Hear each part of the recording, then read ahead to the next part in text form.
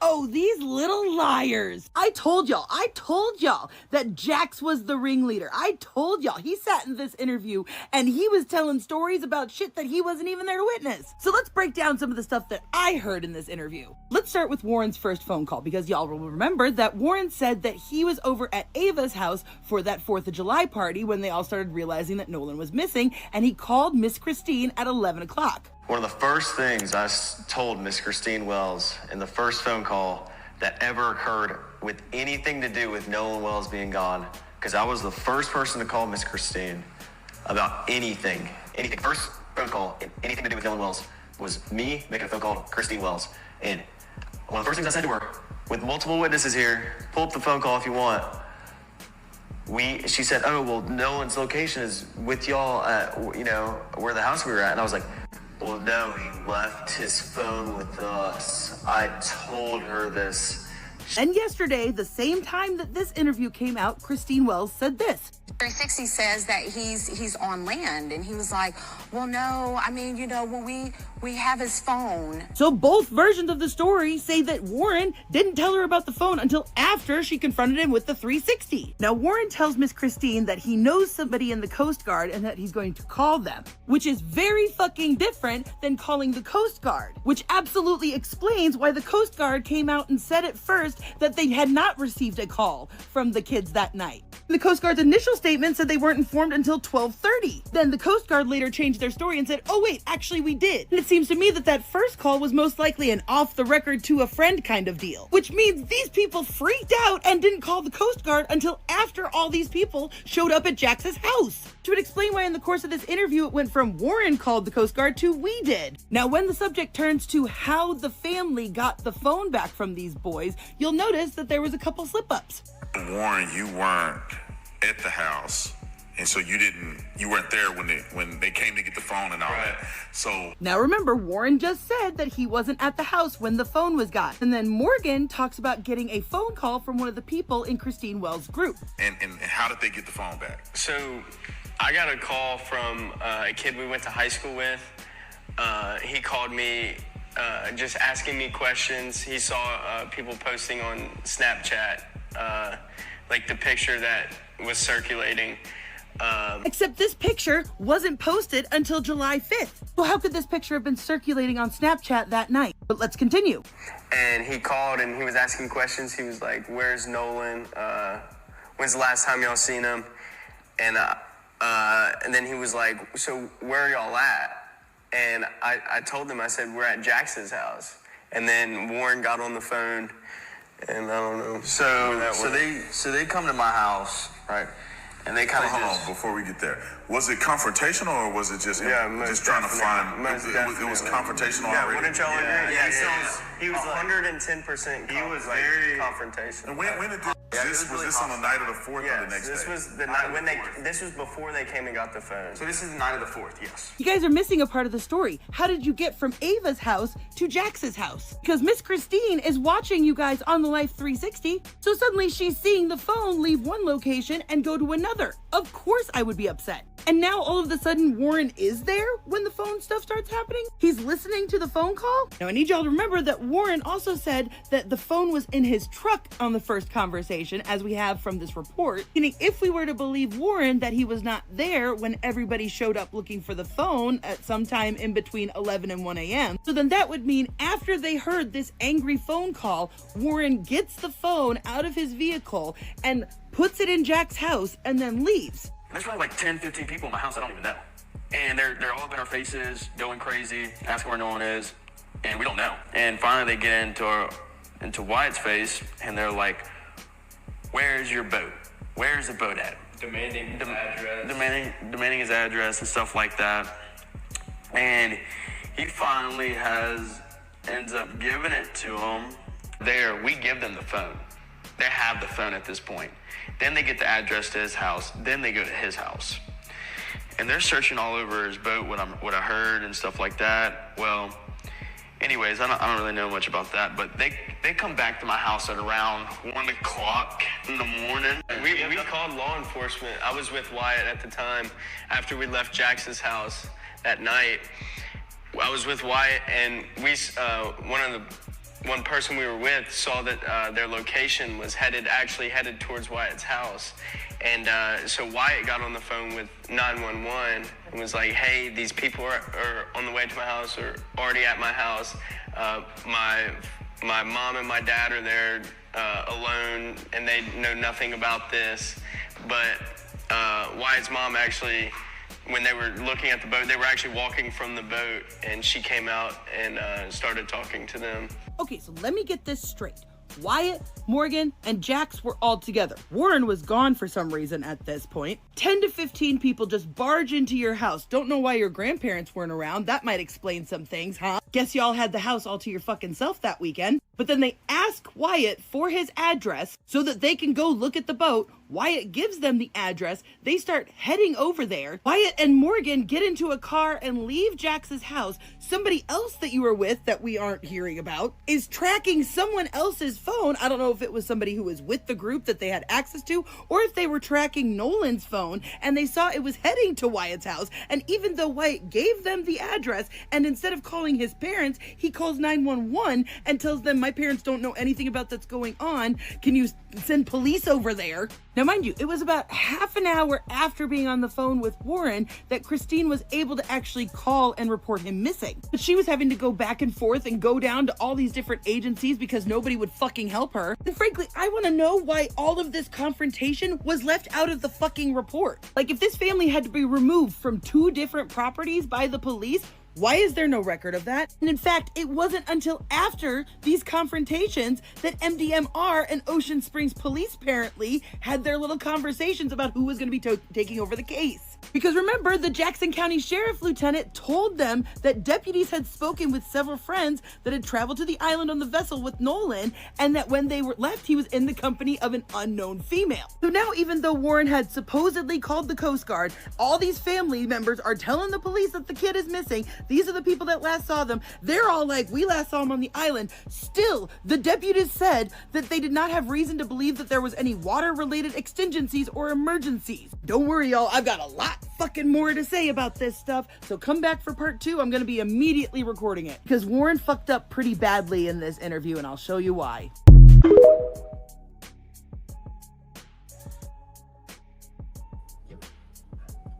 Happy Saturday, y'all. Happy Saturday. Happy Saturday. Welcome to On the Shoulders of Giant Saturday Live. I am Joseph Ward. It's been more than a month, and we still don't have any concrete evidence on what happened to Nolan Wells. That's the tragedy. That's crazy as hell. We still don't have any concrete evidence to lead us anyway. We're still in speculation mode, even though a lot of people have that idea of what they believe happened. And as you can see, the people putting together all the information and all these things here. But the main thing is to really be able to get like real justice. We need like real evidence on the table. And it don't seem like we're getting anything that we need. I'm structuring this video today around concepts from Neely Fuller, explaining not just the system of white supremacy, but the religion of white supremacy and how it actually is supposed to work, right? And how it actually works, right? And why we are here. Because that's why we are here, because the system is working the way it's supposed to work. We ain't working the way we supposed to work. And that's the problem. That's the real tragedy, is we not working the way we supposed to work. But the system of white supremacy is working the way it's supposed to work. They are supposed to work overtime to cover up what happened to Nolan Wells. They are supposed to cover their butts. They're supposed to do everything in their power to keep these boys or whoever's involved with this. They're supposed to work overtime to keep them free. We're the ones who's supposed to be working overtime to make sure justice happens. And it seems like it's more about everything else. Like I said, the last time I talked about this Nolan Wells case, that's why I was kind of hesitant to do this video today, but it was a couple things that I kind of want to address with it and make sure we really understand what's happening with this case, right?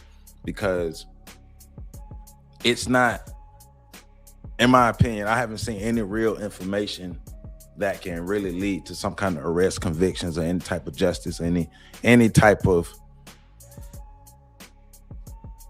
anything that can make the Wells family feel better, or not even just feel better, be able to have some real justice. There's nothing coming out. There's no real information. They still can't get the information from the autopsies. They still can't get his organs. I'm going to show you a video in just a few minutes of some discrepancies that's happening within this case. It seems like everybody want to be famous in this. I don't know. It's like I never seen a case like this where it's so much like everybody's talking, like everybody's coming out and everybody has to say their piece. Everybody's talking. I've never really seen that before. But maybe that's the system at play working the way it's supposed to work, right? Because I know when you have a case like this and you hire your lawyers and stuff, a lot of statements supposed to come out through the lawyers, but we have people speaking over here, and we're gonna look at a lot of these things. We're gonna look at a video from Hype Plus News giving an update on some of the discrepancies in the case, especially when it comes to Nolan Wells' cell phone and retrieving information off his cell phone. We're gonna look at a video from Neely Fuller, breaking down the religion of white supremacy and how that goes into the system.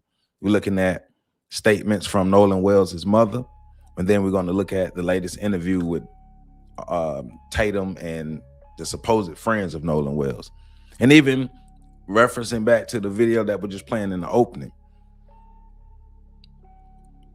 Everybody keeps saying they love Nolan Wells, but nobody was searching for him.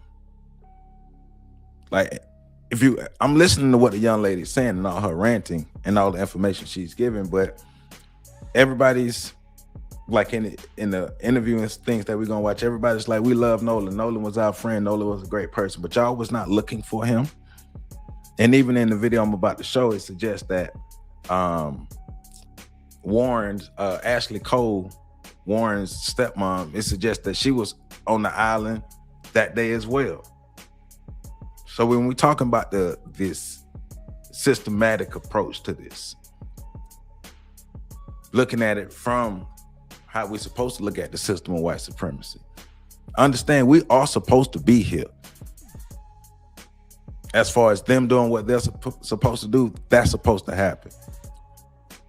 What's not supposed to happen is the way that we're behaving, the way that we're approaching it. That's what's not supposed to happen. We're supposed to do something different to try to get different results, but we're not. And still here we are.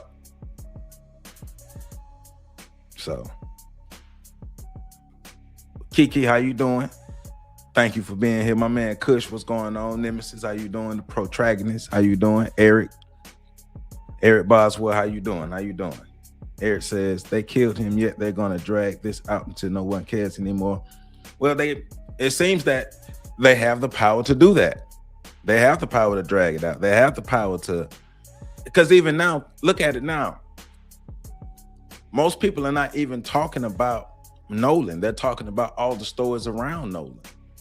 They're not even really paying attention to really trying to stay on getting information and making sure that they can extract information, making sure that they can get the information from the autopsy so they can get the organs or any other information.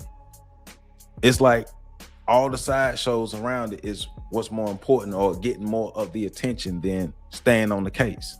So yeah, I agree.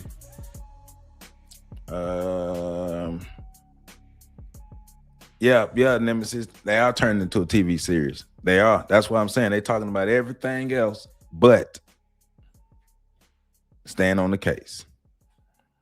Said Emmanuel is going to have to explain why his home state is radio silent when it comes to these nationwide cases. Who is Emmanuel? I don't know exactly who you're referencing to when you say Emmanuel. Who is Emmanuel?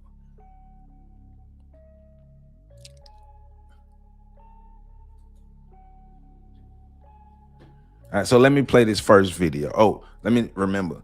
Please hit that like button, comment, subscribe, share, hit that hype button. If you haven't hit that hype button already, please hit that hype button. If you have not subscribed to the channel, please subscribe to the channel.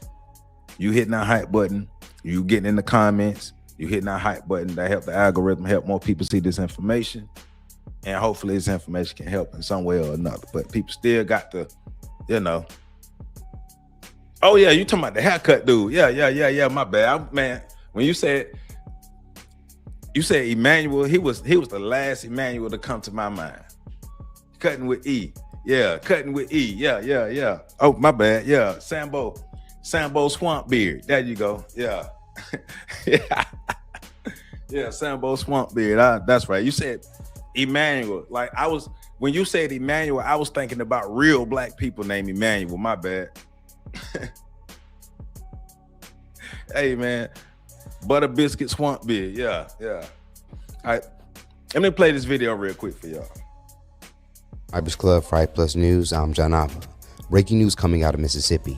It appears that the family of Nolan Wells and their representatives are showing growing concerns with how parts of the investigation of Wells' death is being handled by Mississippi DA Angel Myers McIlrath. In the last 72 hours, it appears that exchanges have been made by the DA and Wells' representatives on a follow-up regarding the investigation of Wells' phone, along with body parts not presented for Wells' independent autopsy. If you can recall, when this story first broke, Wells' mother, Christine Wansley, would reveal early concerns with Nolan's phone appearing to have messages deleted due to not detecting any social media activity in his phone within 24 hours after he went missing, once it was recovered from Wells' friends. Because of this, Wells' family and their attorney, Benjamin Crump, would agree to do a joint investigation of the phone with the DA. Now, according to a new email sent out by another one of Wells' family representatives to McIlrath, they would end up calling out the latest move by the DA in an unreleased email they would receive that demanded they turn over the phone within a 48-hour period while they were not in Mississippi, which looks to go against what was originally agreed upon. In the email sent by newly appointed attorney Ahmad R. Smith, it will go on to read, "Dear District Attorney McIlrath, thank you for your correspondence dated August 12, 2026. As Mississippi counsel for the Nolan Wells family, A.R. Smith Law will serve as the primary point of contact for the legal team so communications with your office can be coordinated efficiently. We agree the examination of Nolan's phone was discussed during the July 15th meeting that our team undertook to follow up concerning that process. During that discussion, however, we agreed to a jointly coordinated forensic examination of the phone that would include the use of the digital forensics lab at Mississippi Gulf Coast Community College, as well as FBI involvement. Subsequent correspondence with your office reflected our continued willingness to proceed through a mutually agreeable procedure. Additionally, Mr. Hertz contacted you on July 25th while traveling abroad and indicated that he would reconnect upon his return."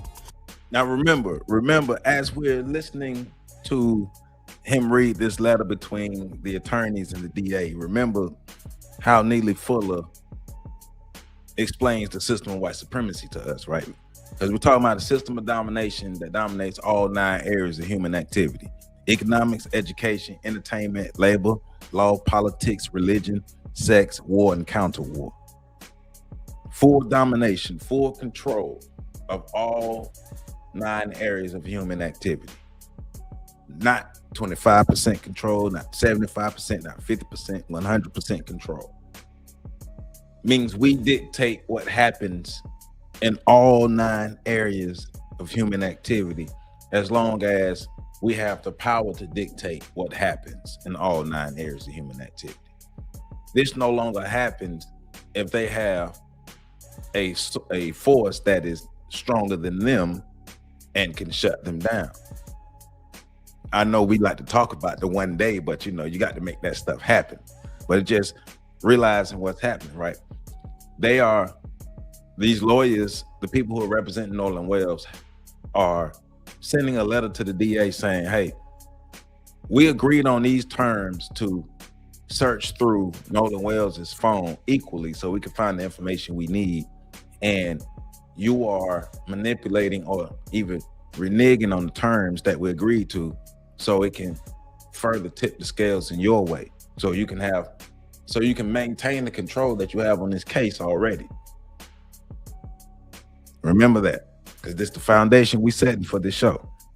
Accordingly, our prior correspondence with your office should not be understood to suggest that our legal team had been unwilling to facilitate a forensic examination of the phone. To date, Nolan's parents remain willing to facilitate an appropriate forensics examination of Nolan's phone, including FBI involvement, according to our agreement on July 15th. However, your letter sent to Eric Hertz on August 12th at 12:51 p.m. set a deadline for the Wansleys to deliver the phone to your office by August 14th at 9 a.m. This is not practicable for a number of reasons. First, the date and time you propose provided less than 48 hours notice. Moreover, the Wansleys were outside Mississippi when your letter was sent and are not scheduled to return until after the deadline you unilaterally imposed. Second, the parties never agreed to simply deliver the phone to your office. Instead, the agreement was that we would set a mutually agreeable date and time for the phone to be examined together by your office's forensic professionals, our forensic professionals, and possibly the FBI as well. Third, the parties have not yet agreed upon a forensic protocol addressing, at a minimum, the scope and method of the examination, chain of custody, preservation of the forensic extraction, access to resulting forensic data, treatment of information outside the agreed scope, retention of the extraction, and return of the device. We are prepared to promptly address those logistics so that the examination can proceed while preserving the integrity of the evidence and the interests of all concerned. Please send us your proposed protocol as soon as possible. As soon as the protocol is agreed on, we will be able to schedule the forensic examination of the phone immediately. With respect to the independent investigation, the legal team has reviewed the tips received and has followed up with the persons whose information appeared relevant. At present, that process has not identified additional witnesses whom the legal team reasonably believes possesses information germane to potential criminal activity that warrants referral to your office. We continue to follow up and vet these potential witnesses. At present, the family is not requesting that any additional document, recording, photograph, digital media, report, or other material in the legal team's possession be submitted to the grand jury. This response should not be understood as representation concerning privilege, confidentiality, attorney work product, expert, or other protected materials, nor as undertaking a continuing production obligation beyond what the law requires. Regarding Dr. Mitchell, we appreciate that you will make available Nolan's body parts that were not previously sent to Dr. Mitchell.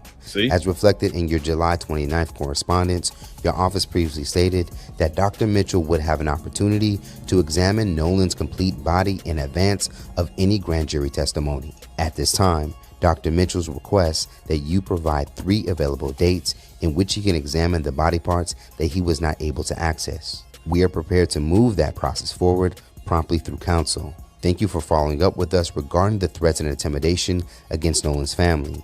We have collected information from the family and will be sending that information to your office in the near future.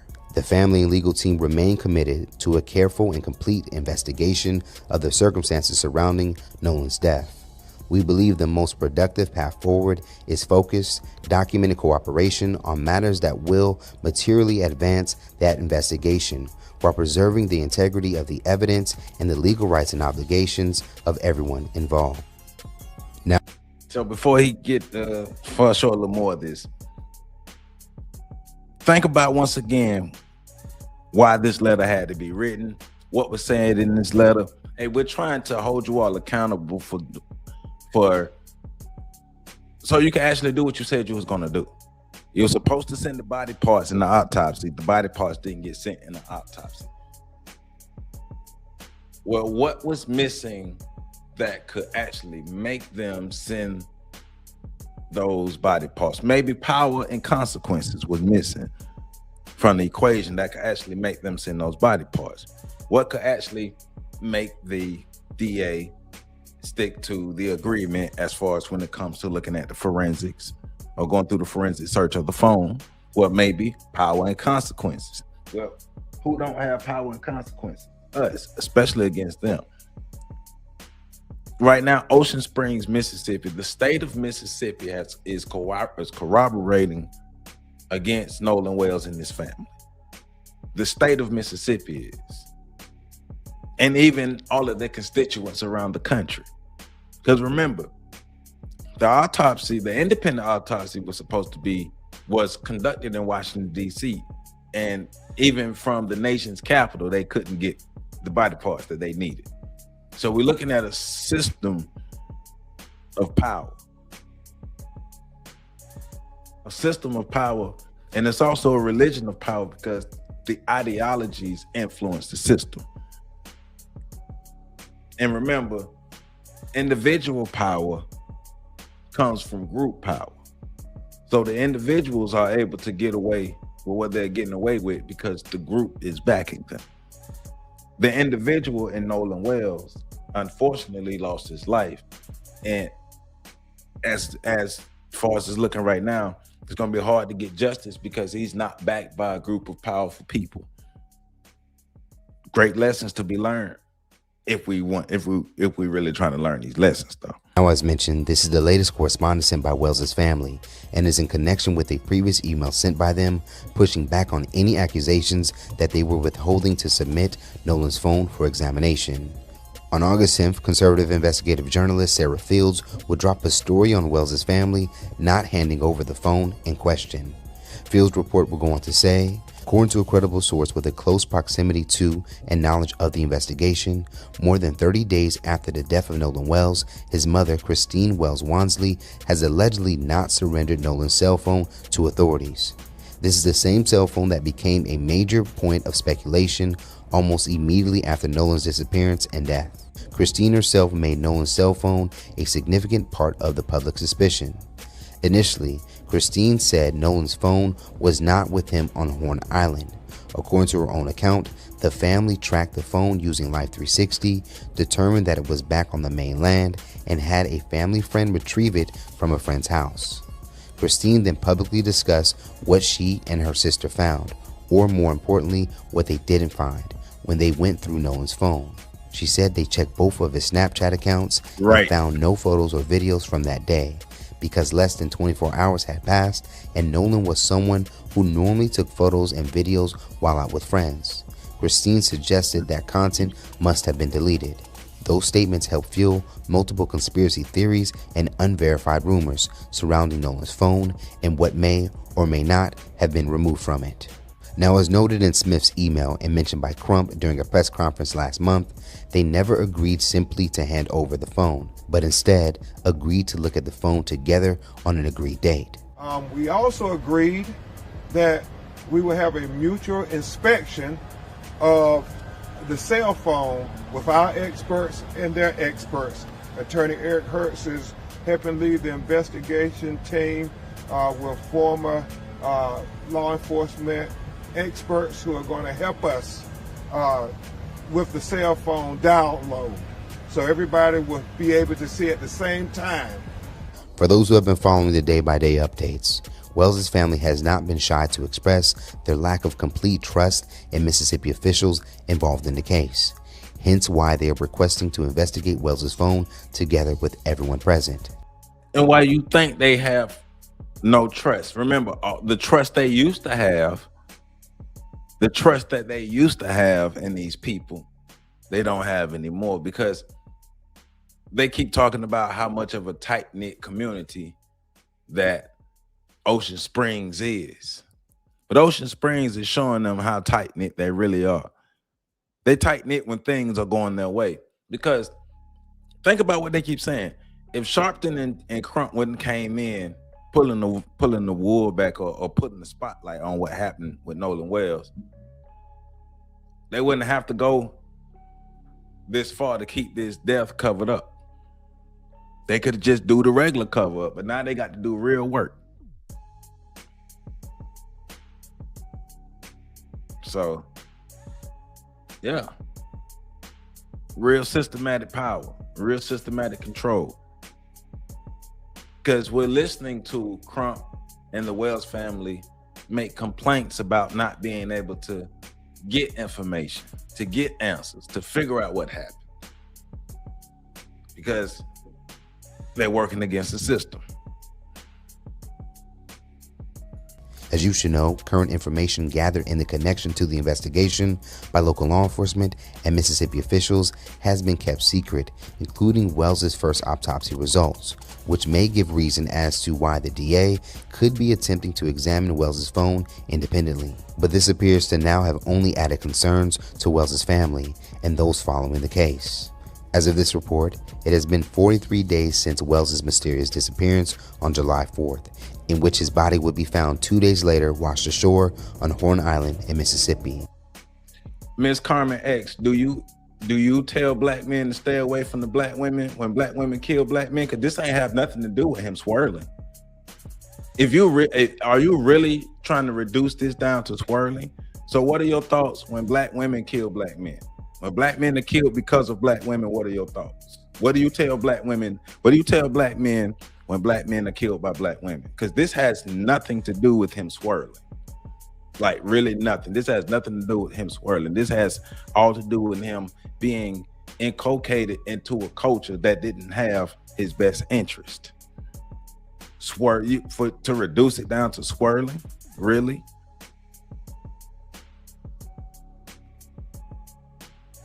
Come on, man.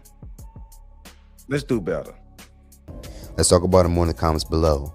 Do you think Wells' family should submit his phone to help move along the investigation, or should they continue to hold their position on making sure they are present when the phone is examined by the DA's office? Reporting live from Hypers Club, Fight Plus News, I'm John Abba. Bumpy, what's going on, my brother? Said it's 2026 and they still think that God is not real. Hey, well, they gonna learn. They gonna learn something. They gonna learn something. But what we have not learned is exactly what happened to Nolan Wells. There no arrest. There's no serious interrogation. As far as we know, no real polygraph tests have been conducted. None of that stuff. The system is working well. The system is doing the way it's supposed to do. Keeping these young men safe, keeping everybody safe, because there's a lot of people involved. Just like they were saying, apparently Ashley Cole, or allegedly Ashley Cole, was on Horn Island that day as well, Judge Ashley Cole. So it would make sense, if she was on the island, it would make sense that they had corroborated a story to cover this up so early. They had a story created so early. Judge Ledbetter was in on it early. Remember, they said that, well, they declared it a drowning in the beginning before any kind of investigation was conducted. It was declared a drowning. I think Chef Ledbetter. Ashley Cole jumping on Facebook doing what she do. Then later on, we see the governor of Mississippi come in. Now we got the DA. We got all these different entities all working together, and everybody's cool. Everybody's cool because now we're talking about a system, not looking at individuals, but the system, because the individuals are empowered by the system.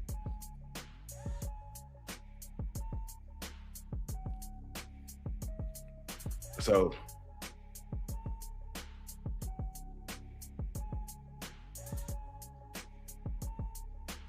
protagonist, I have, and that's a thing too. Of course, you know, we talking about being Crump now. So of course, you know, we don't have the greatest faith in being Crump now. But we've been asking, and you've been here, we've been asking these questions from the beginning. Like, why haven't that happened? Like, I'm not acting like I'm a legal expert, but others who know a lot more and just common sense, going off of logic. Like, why aren't certain steps being put in place to make sure you can get the information? And that would lead me to two conclusions. Either one, you don't know what you're doing, or two, you're going up against a system that's more powerful than you, and you don't have the ability to get that. That's what I would think. And so that's why I wanted to bring the ideas of Neely Fuller into this, so we can really make sure that we're looking at this from the best perspective as possible, right? How does the system of white supremacy actually work? How would the system of white supremacy actually go about making sure that this is covered up? And that's why we get to Neely Fuller. It says, if everybody needs to suffer to unmask the differential in power, then that's the price we pay. Hey. So let's get to it. Let's get to this Neely Fuller.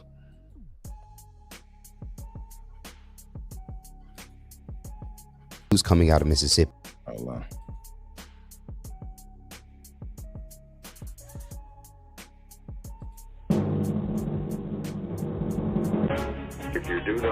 understand white supremacy, what it is, and how it works, everything else that you do understand why will don't confuse they you. seem to bring up stuff that they have participated in that has not been productive? Who is they? They being the Jewish community, or those I don't know, because like I said, I have to ask, see, anything that I want to know about Jews, since you're centering on that, I'm going to ask one person or one group of people, and that is somebody who identifies themselves, him or herself, or themselves as Jews. I don't ask those questions of anybody else, period. Flat out. I'm not going to ask anybody who says that they are a Christian, who is not a Christian. Ask them anything about Christianity. I want to know, first of all, what is the name of your religion, sir, ma'am? Now listen. And they will say, I'm a Hindu. And I say, oh, all right. Number two, as a Hindu, what does Hinduism, if that's what you call it, because I ain't calling it nothing, I'm listening to you. You're talking about Hinduism. You could say it, you're a Hindu. What does your religion require you to do in all 9 areas of activity as a Hindu, sir, ma'am? Like he just said, what does the religion of white supremacy require you to do in all 9 areas of human activity? Economics, education, entertainment, labor, law, politics, religion, sex, and war. What does the religion of white supremacy require you to do in all of these areas of white supremacy?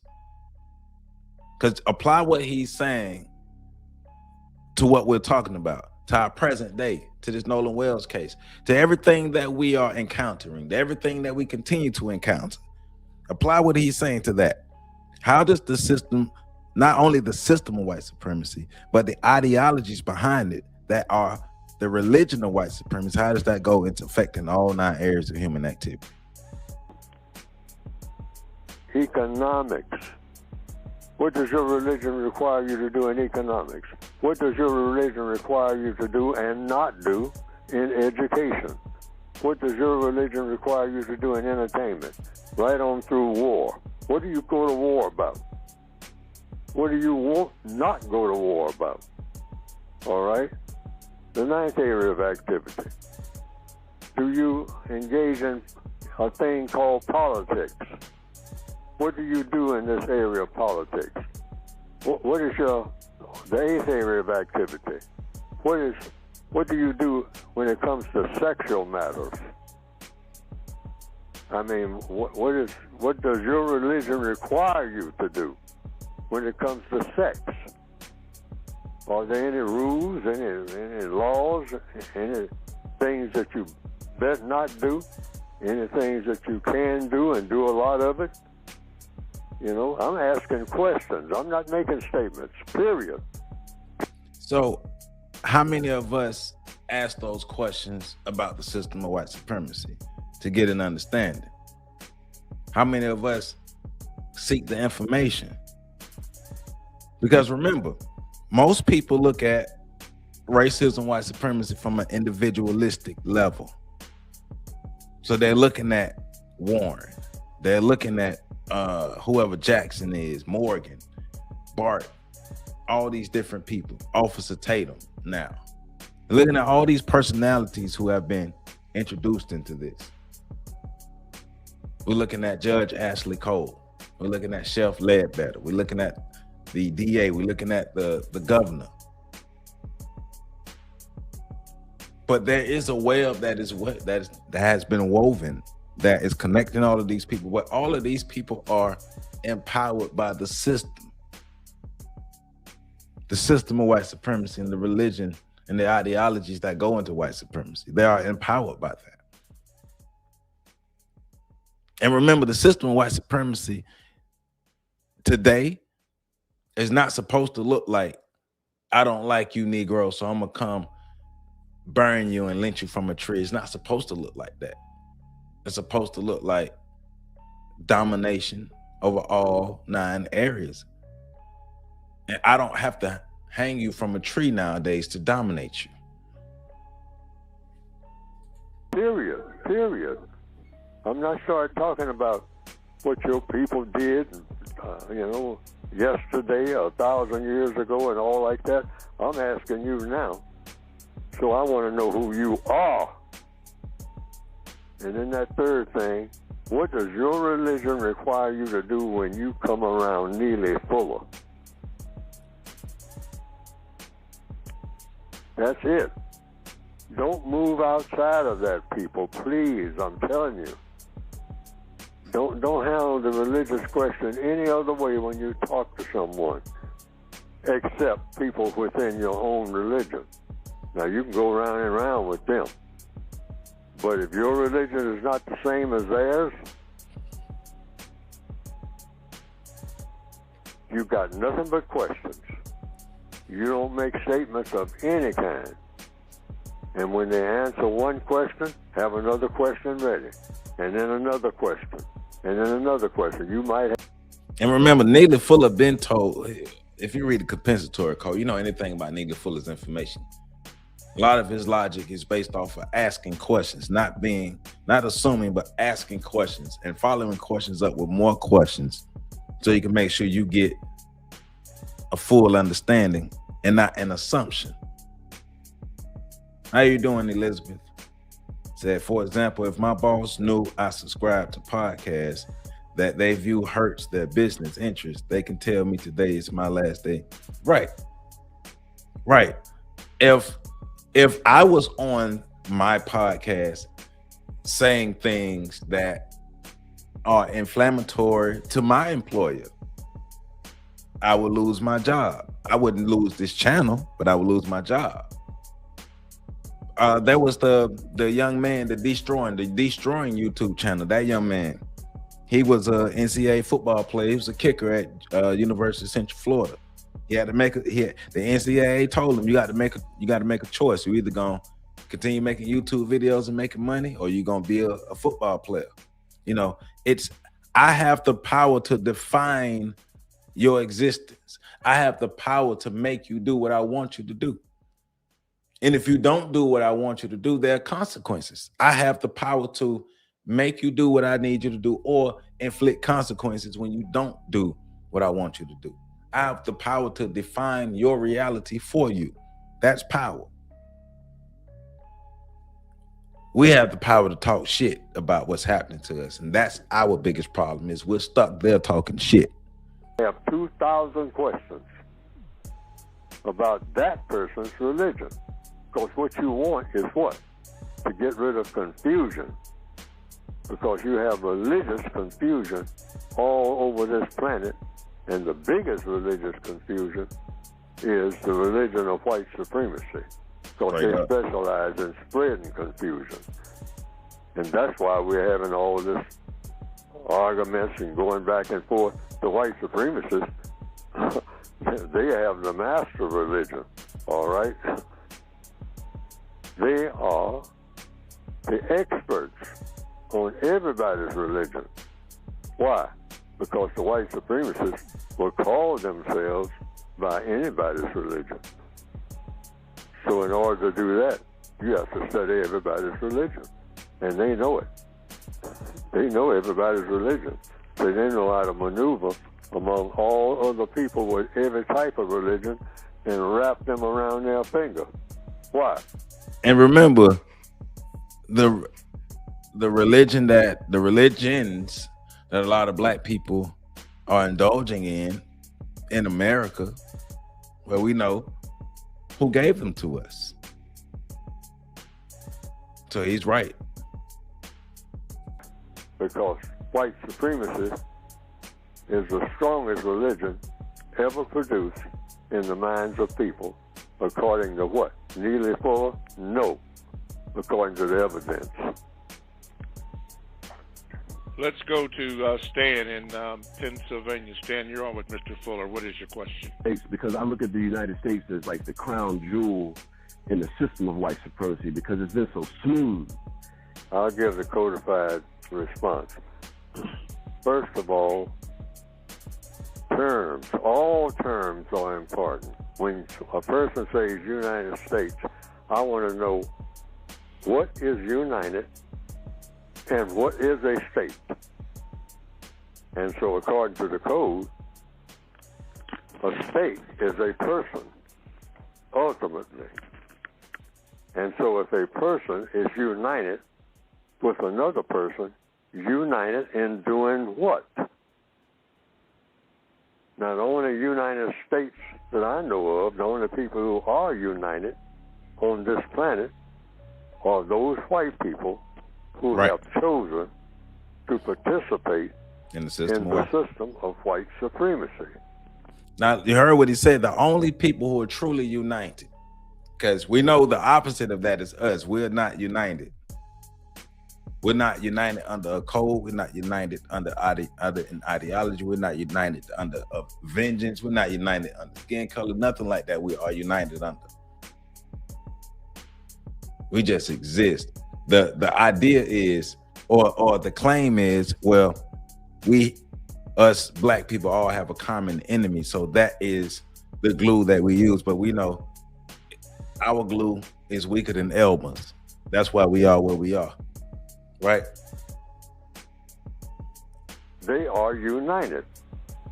Other people who are classified as non-white by the white supremacists are not united, which is why you have unity among the white supremacists and you don't have it among their victims. I'm not sure of that question, Elizabeth. I'm not sure. Which is why their victims have failed at producing justice, those who have tried it, or producing anything of much value within the system of white supremacy, unless the white supremacists wanted them to produce it. I have to answer according to the code. That's a different level of thinking altogether. What's the code? How you doing? Term must be explained in detail. United States. When a person says that, you say, wait a minute. United States? Who are you talking about? Who are you talking about? See, all problems are solved through the process of questions and answers. And I mean, when a person uses just two words right off in a sentence, and for too many years, I mean, far back as I can remember, people would say, oh, you know what I mean. The average person would say that. I used to do it. But I say, hey, I ain't got no idea what you're talking about. They say, well, I just said United States. I have no idea of what you're talking about. Let's get that straight. We're starting from the first grade now when you start talking about dealing with racism. I mean, we're starting with pre-kindergarten. Pre-kindergarten. Because nobody seems to be able to wrap their minds around this awesome system called the white supremacists, and they've been laughing at the entire world ever since. Because they say they got no idea of what we're doing and how we do it. They just know that we do it. If we kick them from pillar to post, and they're crying and moaning, but they hang on to us for dear life because we're the only ones who know anything worth knowing. There's a reason for that. So we got to be real scientific. And the first science is get the word straight. Somebody mentioned, well, I'm talking about, those people. Wait a minute, hold it. What people? Those people? I don't know what you're talking about. Those people. Oh, you know what I mean. No, I don't know what you mean, sir. Be specific. Everything in counter-racist science is super razor sharp specific. You don't let a word get by you, not one, without you knowing what that word means. So who is the United States? The only people I know who are united are the white supremacists. So I'm not going to accuse the United States in abstract of doing anything to me, any kind of harm or any kind of good, because it doesn't exist unless you're talking about the united white supremacists, the unity of the white supremacists, because they're the only people I know of who are united in all areas of activity, economics through war. And they are excellent at all of those areas of activity in their unity. And so within that unity, that's where we are where we are. That's why we are where we are. And especially in being specific with this case with Nolan Wells. Their unity, everything he's talking about, even their overall knowledge of us and our lack of knowledge of them as individuals in the system and the religion of white supremacy, our lack of knowledge, our perceived knowledge of what we think we believe harms us because we really don't know, because they've studied us, we haven't studied them. But it gets to us asking larger questions, broader questions when we're thinking about it from a systematic point, right?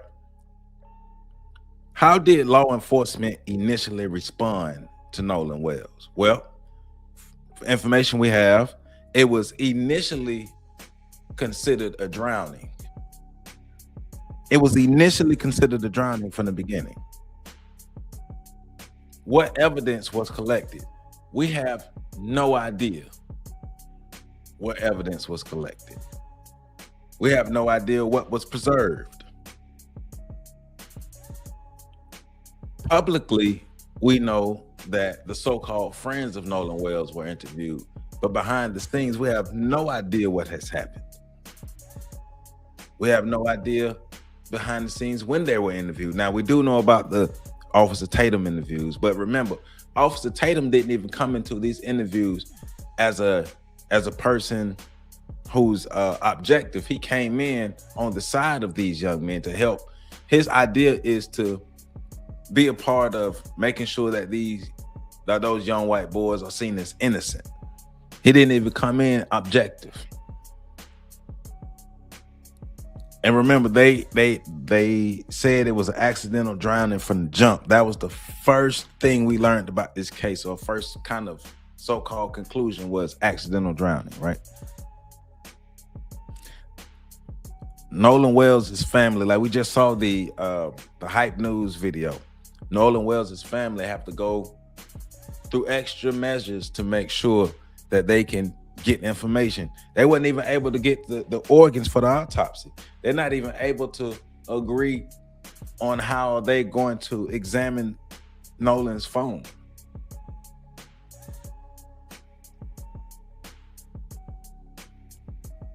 So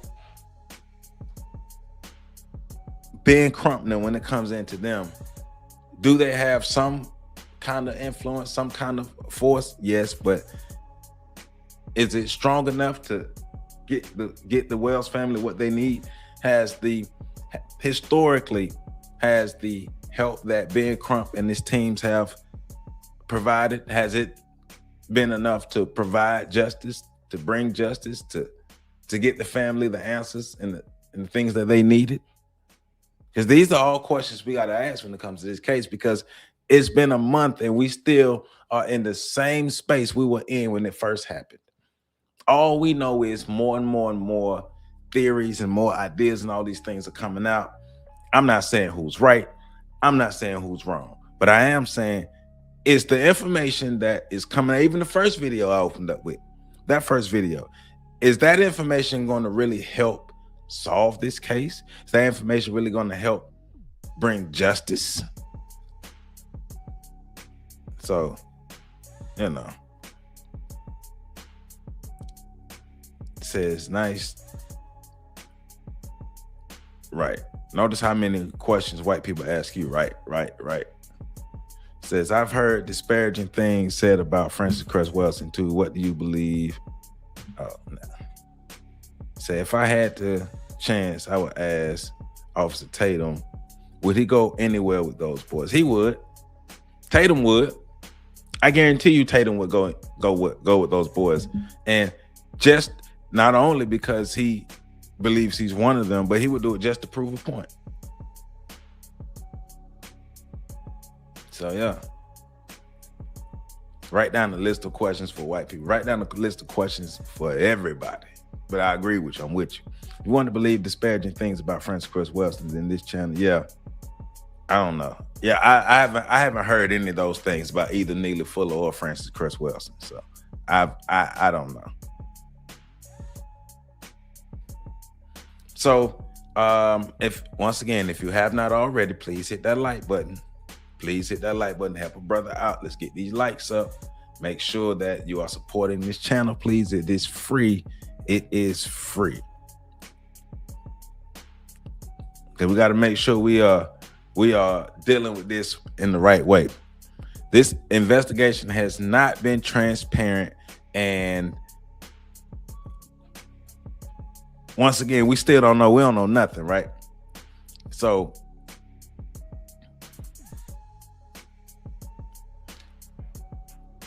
some new developments and things that I've come across information. So the world famous Congressional Black Caucus. So we're dealing with Ben Crump and this team and the CBC now with the Wells family and Al Sharpton, Urban League, and all these different groups, NAACP, all these historical black groups that have pushed us so far with the progress that we have as black people. Y'all know how much we've progressed with these groups, right? The CBC formally requests a federal review. On August 12th, the Congressional Black Caucus Chair Rep Yvette Clarke formally wrote Attorney General Todd Blanche and FBI Director Kash Patel requesting that Department of Justice conduct an independent federal review, provide appropriate federal investigative assistance, determine whether grounds exist for a federal investigation, examine whether applicable federal civil rights laws may be implicated. The CBC specifically emphasized that federal involvement should not be interpreted as prejudging what happened. Its stated concern is that substantial questions remain unanswered more than a month after Nolan's death. And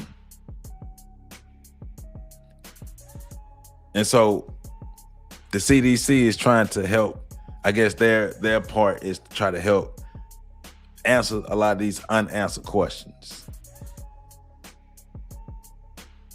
And so they also requested a written response from the Department of Justice within 7 days. So we're gonna see. Because my thing is, okay, that just made me laugh. If the Department of Justice don't respond to the CBC in 7 days, what they gonna do? What they gonna do besides get mad and say what we've been saying?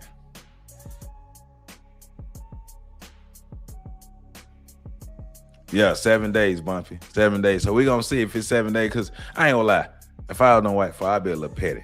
I'll wait 8 days and then set it and see what they do. I think the grounds are there when the state of Mississippi sent parts of the body. Yeah, I mean, yeah, that lets us know that they were getting out the information that they want us to know, like you're saying, and they have the power. They have the power. And then think about this. If local investigators were doing their job and doing everything correctly like they were supposed to do, you wouldn't need independent federal. You wouldn't need an independent investigation. You wouldn't need an independent federal review to be conducted in this case.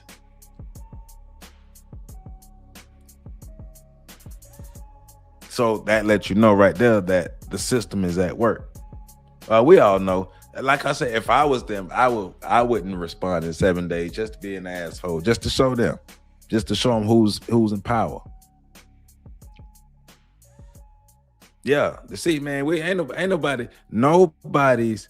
When I see the Congressional Black Caucus And that's one of my biggest red flags about this case and a lot of black cases is, I'm not gonna lie, when I see Ben Crump pop in and then all these other historical black ambulance chaser names come around. Because remember, we want justice, true justice. And we're not getting that because we're not in a position to get true justice. Somebody may get a pat on the back. Somebody may get their pockets greased to feel good. But true justice is never like on the table. It doesn't happen. So that's the thing, you know. Now you bring in the CBC, the Congressional Black Caucus. I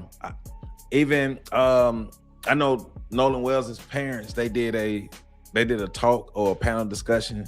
I think it was at the National Association for Black Journalists. It's a lot of fanfare going on around this that I don't like. And I'll be honest about it. I'm gonna be honest about it. I don't like the fanfare and the celebritize that goes on around this. Because is any of that going to help get true justice? Is any of that going to help like us get real answers in this case? Like, we're not here for the personalities. Even the true ones of us are not here for the personalities. Other people are. I don't give a damn about what Roland Martin think. I don't give a damn about what none of these other people think. Is this information going to help this case? I get it. I know how social media works. I get it. But everybody got information. And my question for everybody got information, is it going to help this case? Is it going to actually help this case? Or is it just making you feel good about what you think about the case?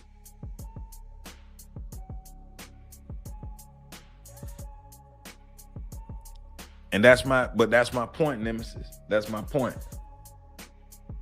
We keep fighting the wrong fight. We keep going after the wrong thing. Our target is not the right target. We keep going after the symptom and not the root. When you go after the symptom and not the root, it's going to keep happening again. Because that's why I asked the question. Anything that Ben Crump, Al Sharpton, and all these people has been involved in within the last 15, 20, 30 years, what real justice have we gotten from this? What real, because we haven't.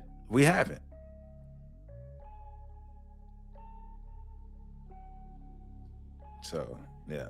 So, let's look at this video. This is a panel discussion with Christine Wells, and she's talking about getting in contact with Warren and all these other things, about basically giving more details about her communication with learning what happened to Nolan that night.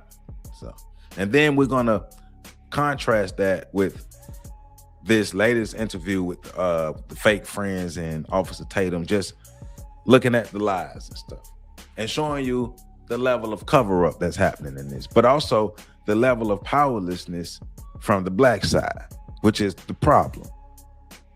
We got to get our stuff together, folks. Yeah, justice and Sharpton don't belong in the same sentence. Yeah, and everyone can't be lying on Ben Crump.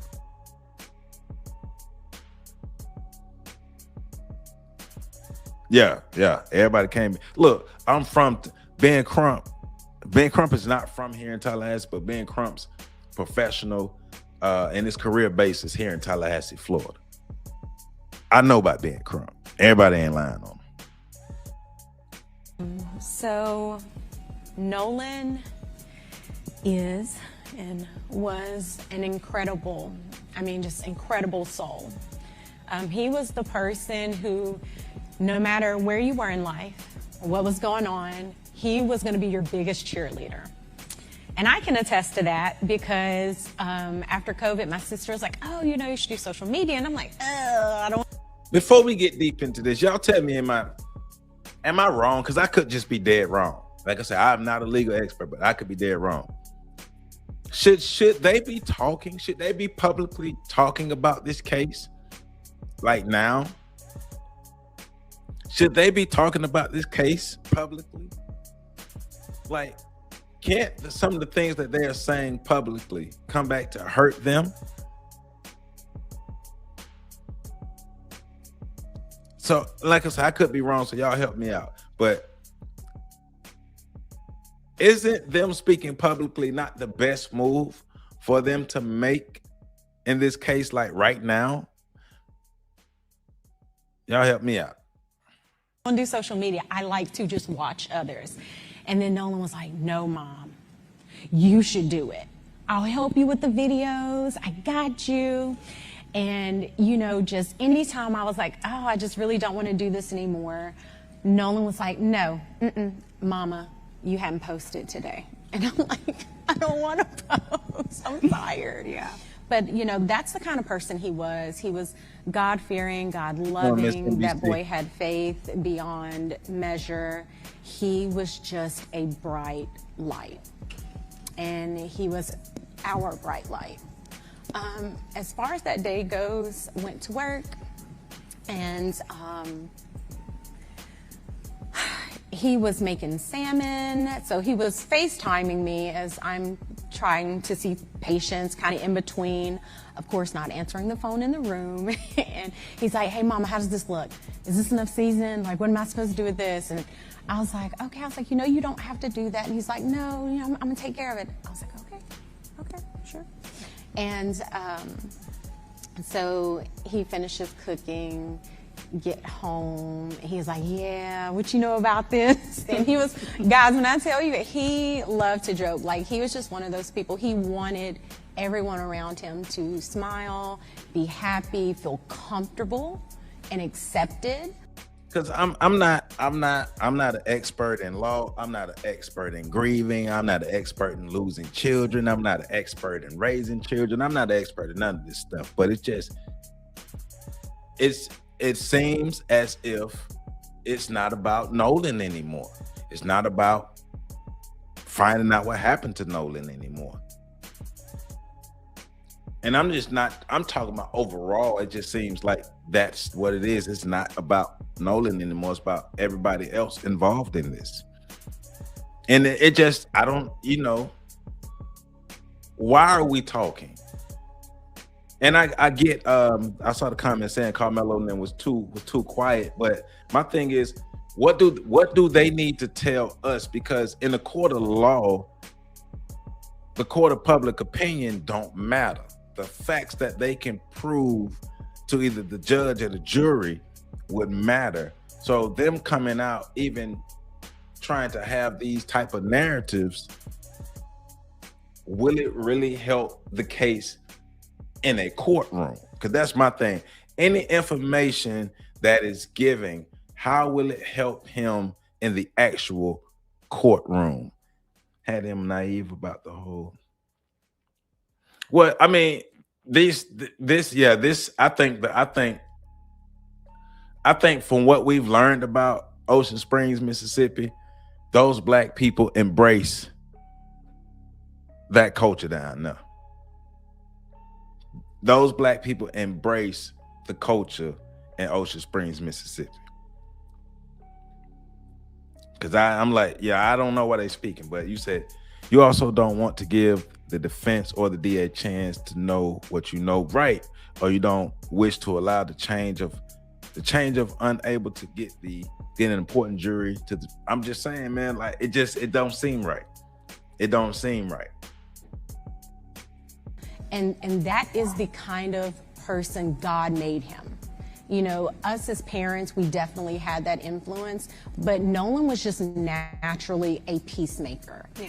And so yeah, after that it was, you know, 8, and then he got ready to go. He did his normal, hugged us up, I love you, Mom. I was like, you know, be safe, knowing this was going to be his last weekend before going back to school, because football was starting, the summer training was starting. and this was his second year at Southwest, and so we knew this was going to be a big year for him. Dad and him had been training and doing all these things and really just kind of sitting with him and letting him know, like, hey, you know, we're going to the next stage in your life as well as, you know, your football career. So the focus was there, and he was ready. So he leaves that day. He leaves that day with, he drives his car, and he told us kind of a general, like, hey, you know, we're going to go to the island. Like, we knew that. I'm staying at Jack's house. And Jax was a friend I think we've met in passing before. But see, and that goes to fair use, but also back to what we were learning from Neely Fuller, like understanding the system of white supremacy, understanding the religion of white supremacy, and how it affects all 9 areas of human activity. They were so ingrained in this community that it didn't they never thought twice about being the only or one of the few black people in these predominantly white areas. And remember, these are environments that Nolan Wells were in since he was a child. It was normal for him to be either the only or the one of the few black people in this area. I don't even know if Nolan really understood the concept of the sundown town, or even Christine really fully understand the concept of the sundown town.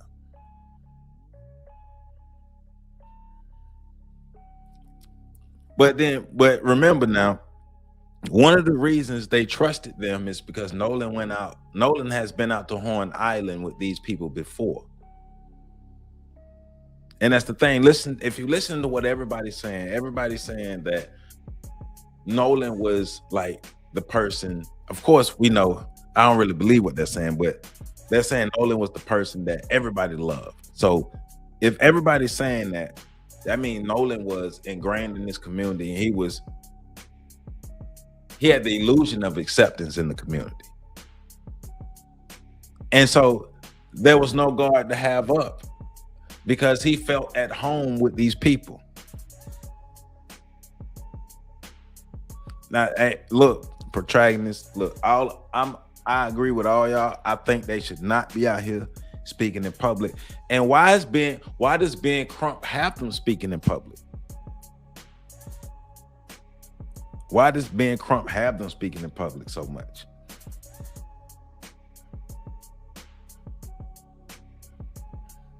Yeah, Bumpy, they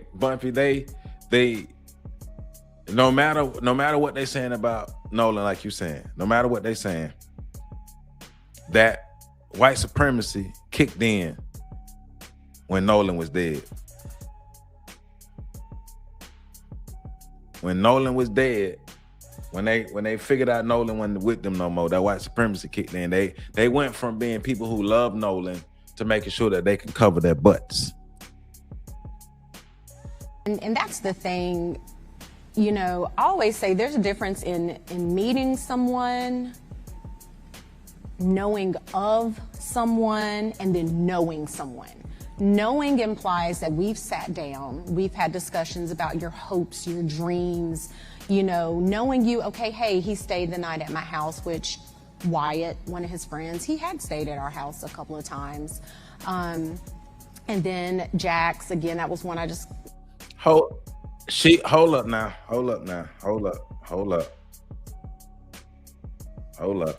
She might have just lied on herself. Hold on. Knowing someone. Knowing implies that we've sat down, we've had discussions about your hopes, your dreams, you know, knowing you, okay, hey, he stayed the night at my house, which Wyatt, one of his friends, he had stayed at our house a couple of times. And then... Now, Christine. In the very beginning, you told us you didn't know Wyatt. And now your definition of knowing is, well, you didn't sit down and talk about hopes and dreams, but you're saying Wyatt has spent the night at your house. But in the beginning, you told us you didn't know Wyatt. I'm just saying, Christine, see, this is why you shouldn't be talking publicly.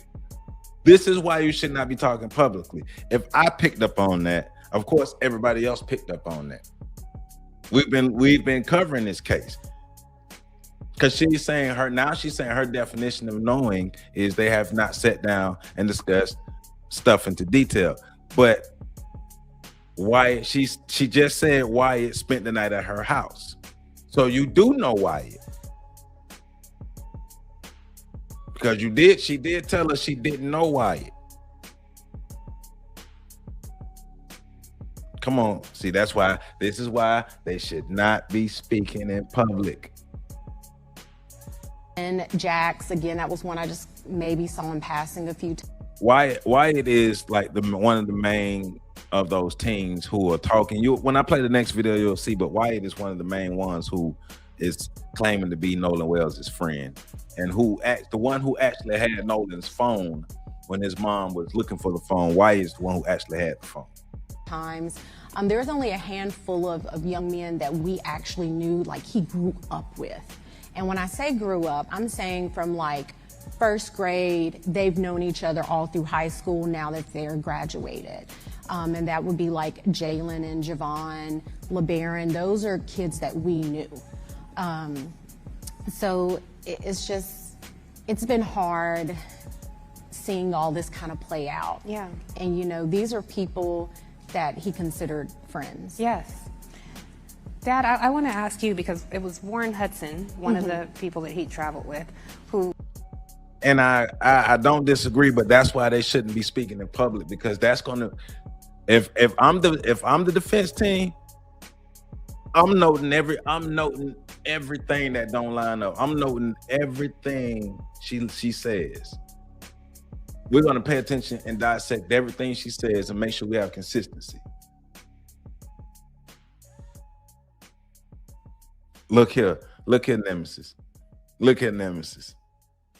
Call to alert you all that Nolan was missing. Yes. So we know at 5:44 the boat returns, Nolan is not there. At 11 p.m. he calls to say Nolan is missing. I wonder if either of you, whoever wants to answer, what happened in those few hours that prompted Warren to be concerned? I'm not quite sure what would prompt him to be concerned, but all I can say is what I did that day. So me and my sister, we made an order of pancit, which is a Filipino noodle dish for one of our friends. They were having a big family get together, and we really didn't have anything planned for the 4th. So me and my sister are, cleaning up, and this is about 8. And she's like, hey, Nolan hasn't texted us. And that was the thing. Nolan was really big with communication with us, right? And so I call him, doesn't answer. I end the call. Call back, and this is probably, I think, maybe around 8. Don't quote me on the times, guys. So then I call again. No, you can't say that. You can't say that. You can't say that. What are we doing? Why are they having this conversation? You can't say that. Don't. Yes, they will be a stickler about the time, lady. What do you mean? See, bad counsel. Bad counsel. They gonna make it harder. They're gonna make it harder to get whatever they seeking. They're gonna make it harder to get that. Around 8, still no answer. And then I want to say I called one more time, and I think that was at like 10:48. It looked like either the husband or Crump sitting I'm in the next to her. kitchen, my phone rings. Now this is probably like early 11 o'clock, somewhere around there. Phone rings when I make it back to the phone, and I'm like, whose number is this? Because, we get weird phone calls sometimes. They didn't leave a message. Number pops back up. I pick up the phone because it says maybe Warren. And I'm like, Warren? So this is 11:07. That's per my cell phone records. So I answered the phone. He's like, hey, Miss Christine, have you seen or talked to Nolan? I said, no. In the beginning, she said she didn't know him at all. But even if you're not knowing him well, as the defense team was, well, you just admitted to let him spend the night in your house. So you know him well enough to let him spend the night in your house. So,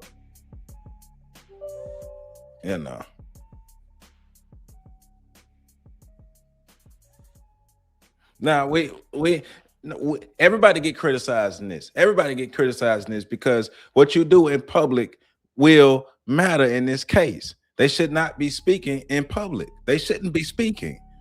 The fact that they're even up here speaking is bad counsel. We criticizing all of them because they should not be speaking in public. Why he should be with you guys. And he said, oh no, well, you know, when we went to the island, there was a girl named Katie that he met and he had decided to stay behind. And I said, what? Because we know our child.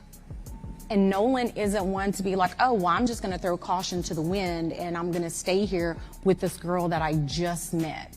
So I'm on the phone with him. Now I'm in a panic. I'm running into my room.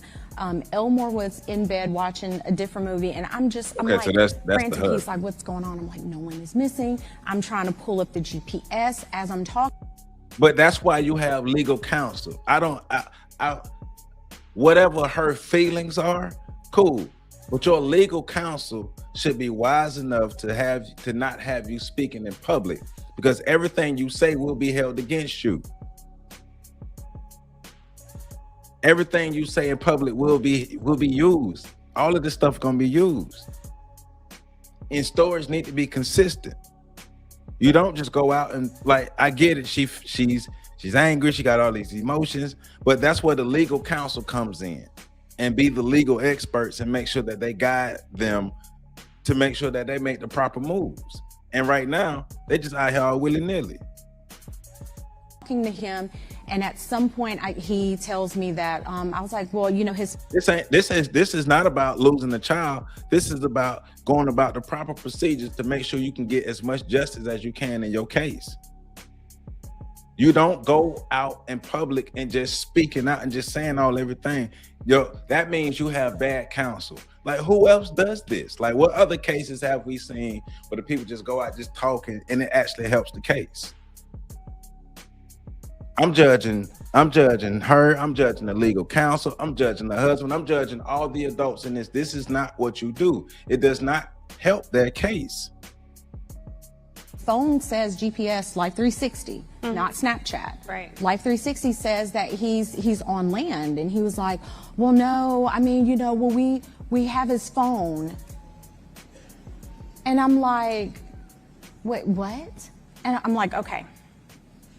Because at that point, you're telling me, this is coming from Warren, don't worry about it. We're going to find him. It's going to be okay.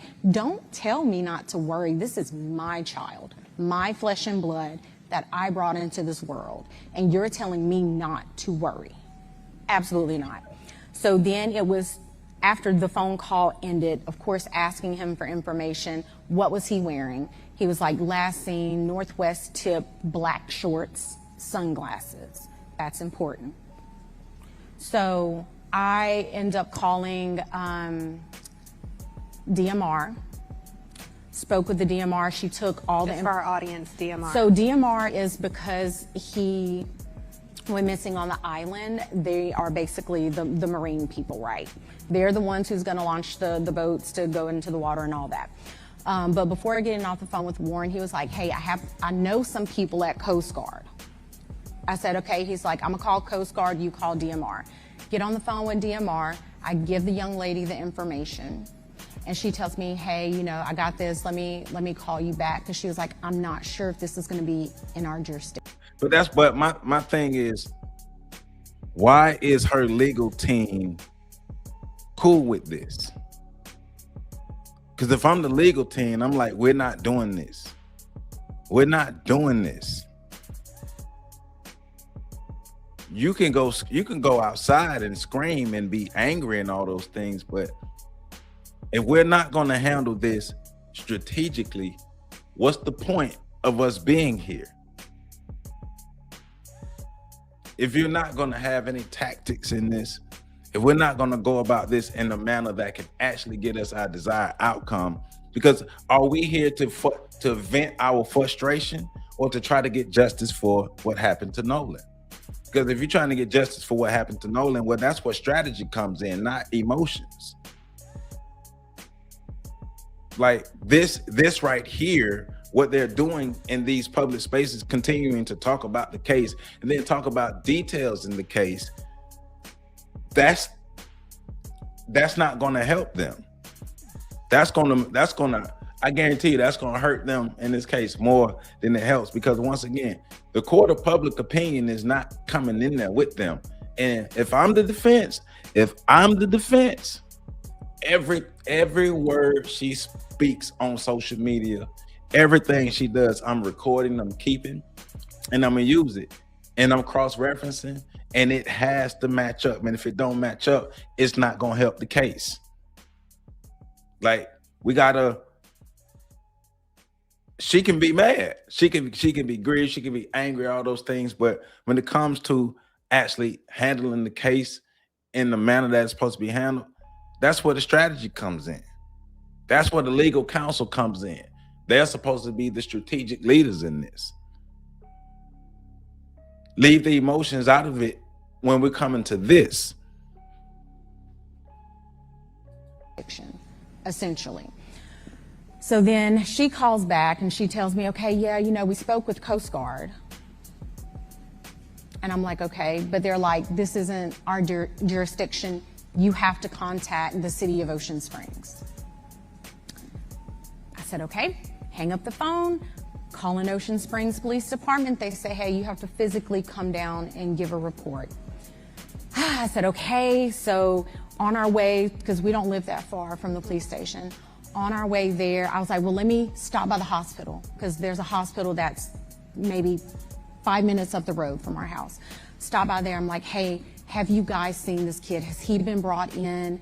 I get that she's living with the loss of her son, but this is a legal matter now.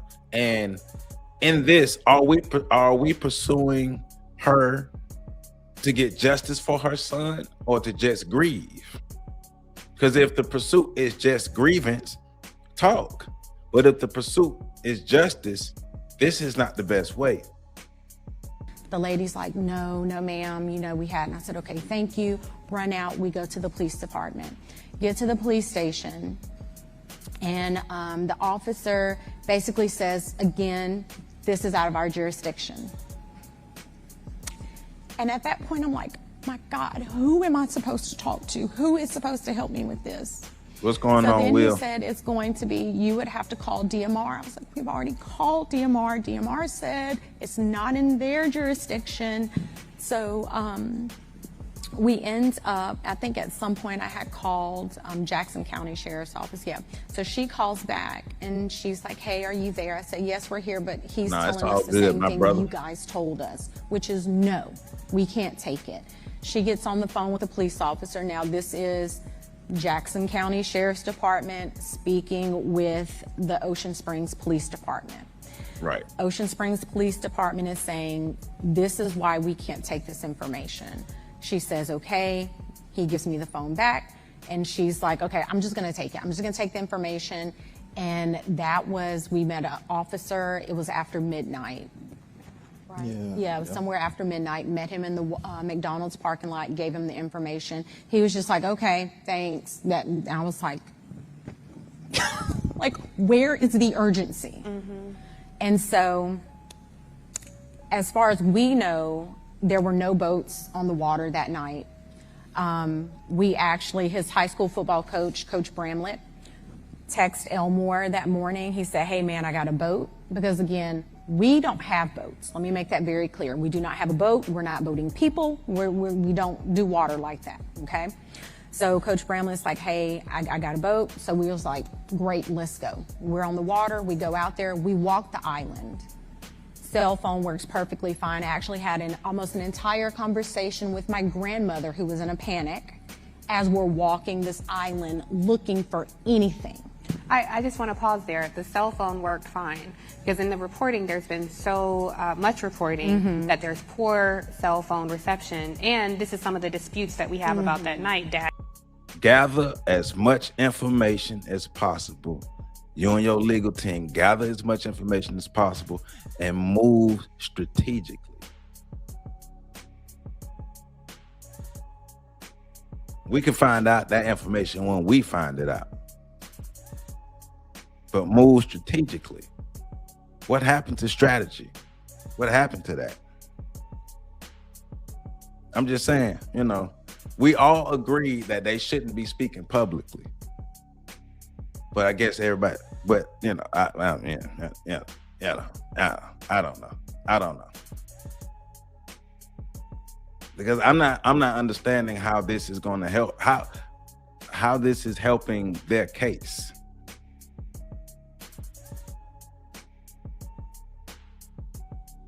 Let's be real.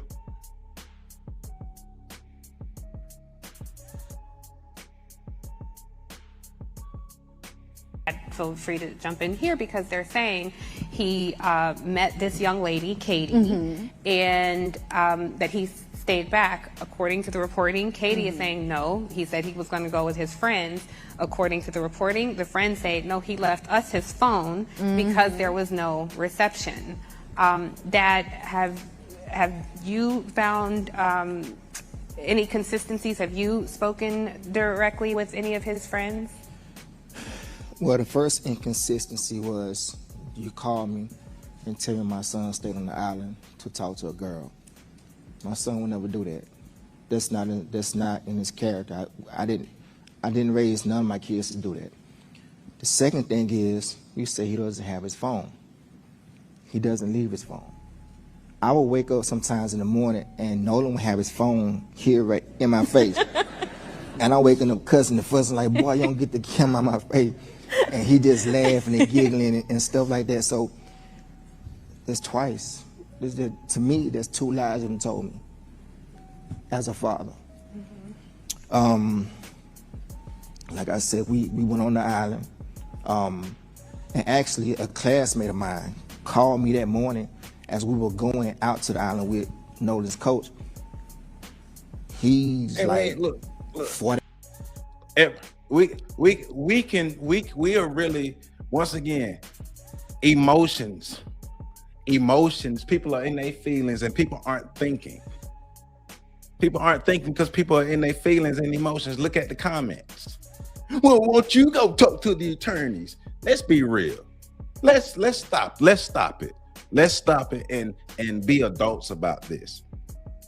How has the court of public opinion ever helped Black people actually get justice? If it's not going to be used in the actual trial, in the actual court, when they're actually trying this, it doesn't matter. And anything you say can either help you or hurt you. Why is the legal counsel okay with this? Didn't we criticize, aren't we the same people who said the white boys are stupid for talking in public, and now we're saying that the Wells family are smart for talking in public? Come on, no, let's be consistent. We already said that the white boys were dumb for going on Officer Tatum show and talking, but now the Wells family is intelligent for going in public and speaking. Let's not be inconsistent with what we're talking about. Let's not be inconsistent with the logic. Let's not mix emotions in with the logic. Logically speaking, is this the best course of action for this family to go? Is it logical for them to go out in public and just telling everything? Or is it to gather as much information as possible, and then when it's time to go to court, you hit them?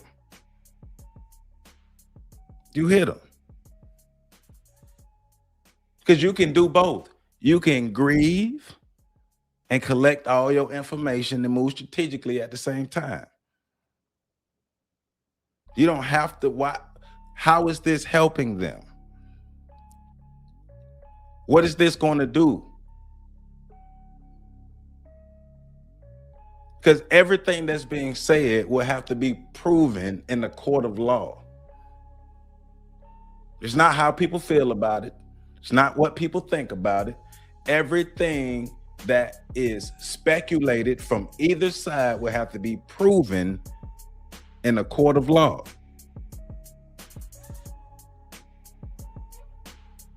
Nobody cares about the feelings. Nobody cares about none of that stuff. Can it be proven?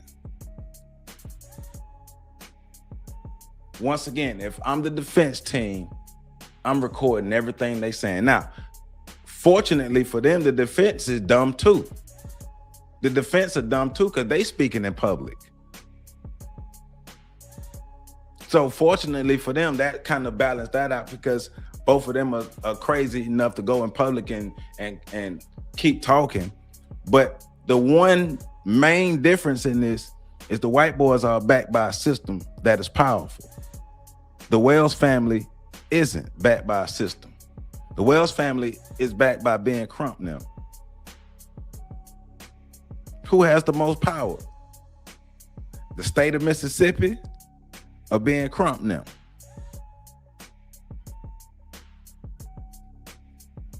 It's about moving strategically so you can make sure you can get an intended outcome versus just being emotional.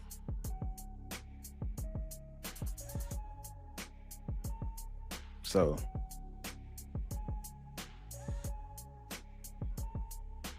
miles away, he calls and, hey man, I got the boat. Me and my boys, we're gonna go out there and help you look. I didn't call him, he called me. And we're gonna start on this end. Well, I said, well, we're probably gonna start on the other end. So me, my wife, Coach Bramlett, and a high school classmate of mine were the only, we were the first ones out there looking. Like I said, we docked the boat, got out the boat, walked on the island. She had a whole conversation with her grandmother on the island. Got back on the boat, went back around the island. I guess that would be the north side, facing the Gulf of Mexico. I get another phone call. So my phone worked fine. So this whole thing about not having phone service, I don't know. I don't know if it's the carrier or what, but ours worked fine.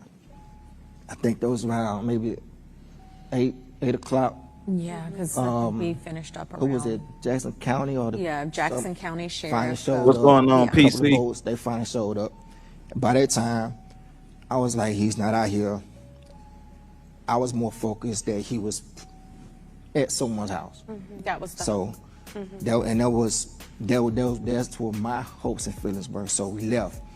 The county stayed out there.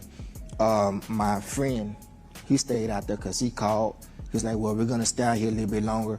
I said, okay, I appreciate it. So we leave. Right, Miss NBC, right. Then I would say maybe a couple hours later, my friend calls me back. And he said, well, we're going to give it a go. But he said, look, I can gas the boat back up. And if you want to go back out there, we can go back out there.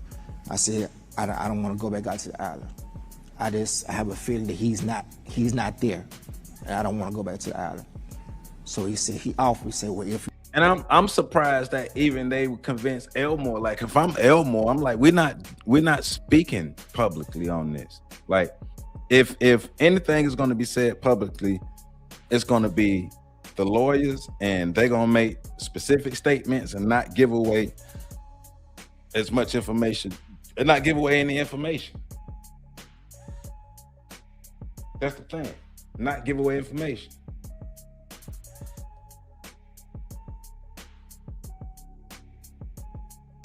Hey, referee, whatever your name is, if you disagree, you disagree. But if you believe that your strategy of, well, first of all,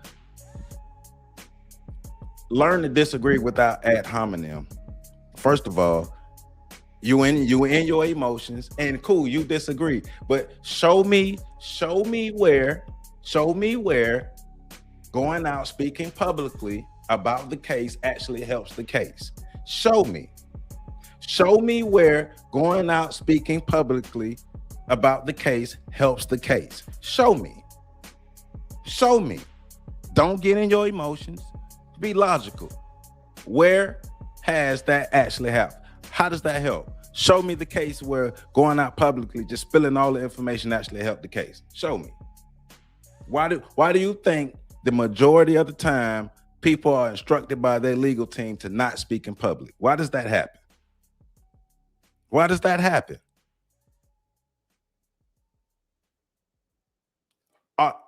Is the whatever court proceedings happen, are they going to happen in the courtroom or on social media? Are the proceedings going to happen on that stage, or are the proceedings going to happen in the actual courtroom where you have to prove your information? And then you have to back up everything that you said, and you have to defend everything that you said. Because we're talking about real courtrooms, real life stuff. The court of public opinion don't matter.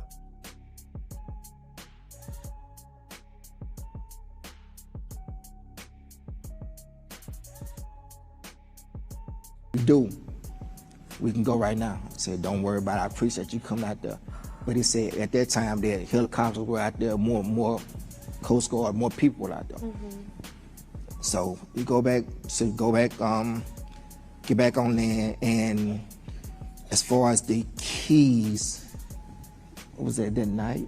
Or was it that was that night? That was the night the call. Okay, let me back up. As far as getting the car back, after we gave our report to Jackson County, the sheriff department that night, we were trying to figure out who to get a report to. We had a friend in the family that located his phone. We wasn't there to get the phone, but apparently there was some kind of friction to getting his phone. Yeah. We don't know what the friction so was. The phone and the key were at the same location, which was Jack's house. Okay. And again, all of these kids share their locations on Snapchat. And so she was like, hey, I can. No, don't move the goal. Don't be moving the goalposts don't move the goalposts, because let's be real. We all know we're talking about this Nolan Wells case because Nolan was already dead. We're talking about this. The whole back and forth was about the family speaking publicly about the case.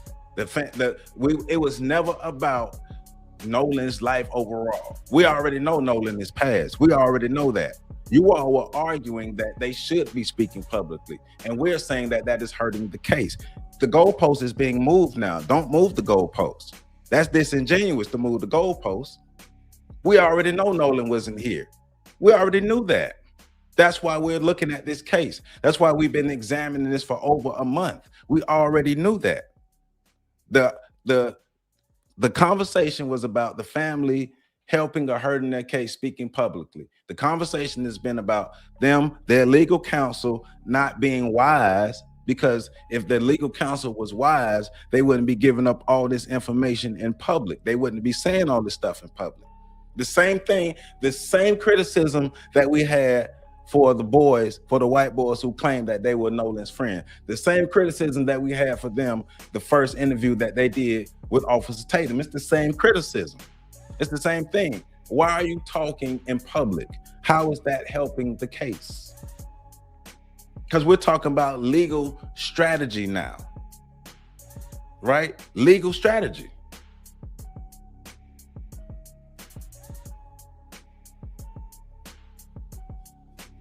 I'm not sure if someone's saying, but see, that's the thing. We have no idea of what really actually happened to Nolan in this case as of right now. We have no idea what happened. So since we have no idea, maybe all the information that we have, we might want to keep it as close to our chest as possible until the right time for us to be able to present this information to where it can actually help the case. Why say it now? Why now? Why going up on these panels and talking about it? What is that going to help? I could go pick his phone up, not thinking that his car is there, you know.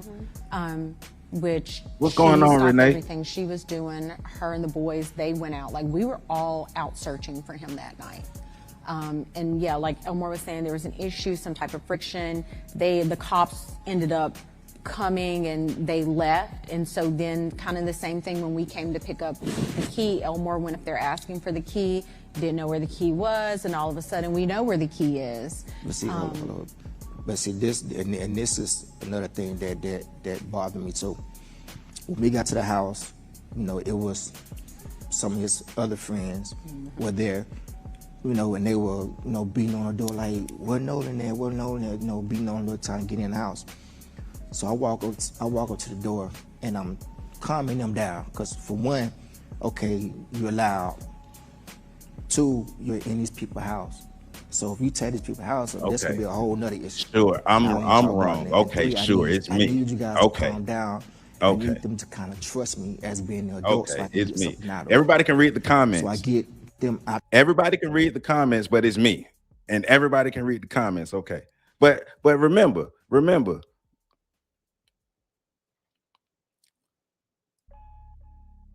when you are dealing with a legal case, your right to remain silent is there for a reason, because you want to make sure that whatever comes out of your mouth does not get used against you.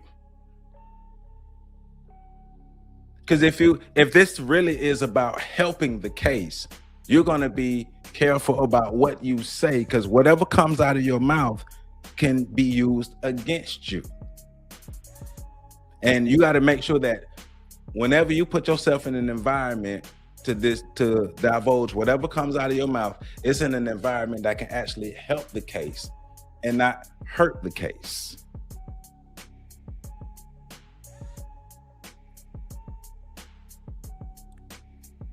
No, we definitely agreeing to disagree.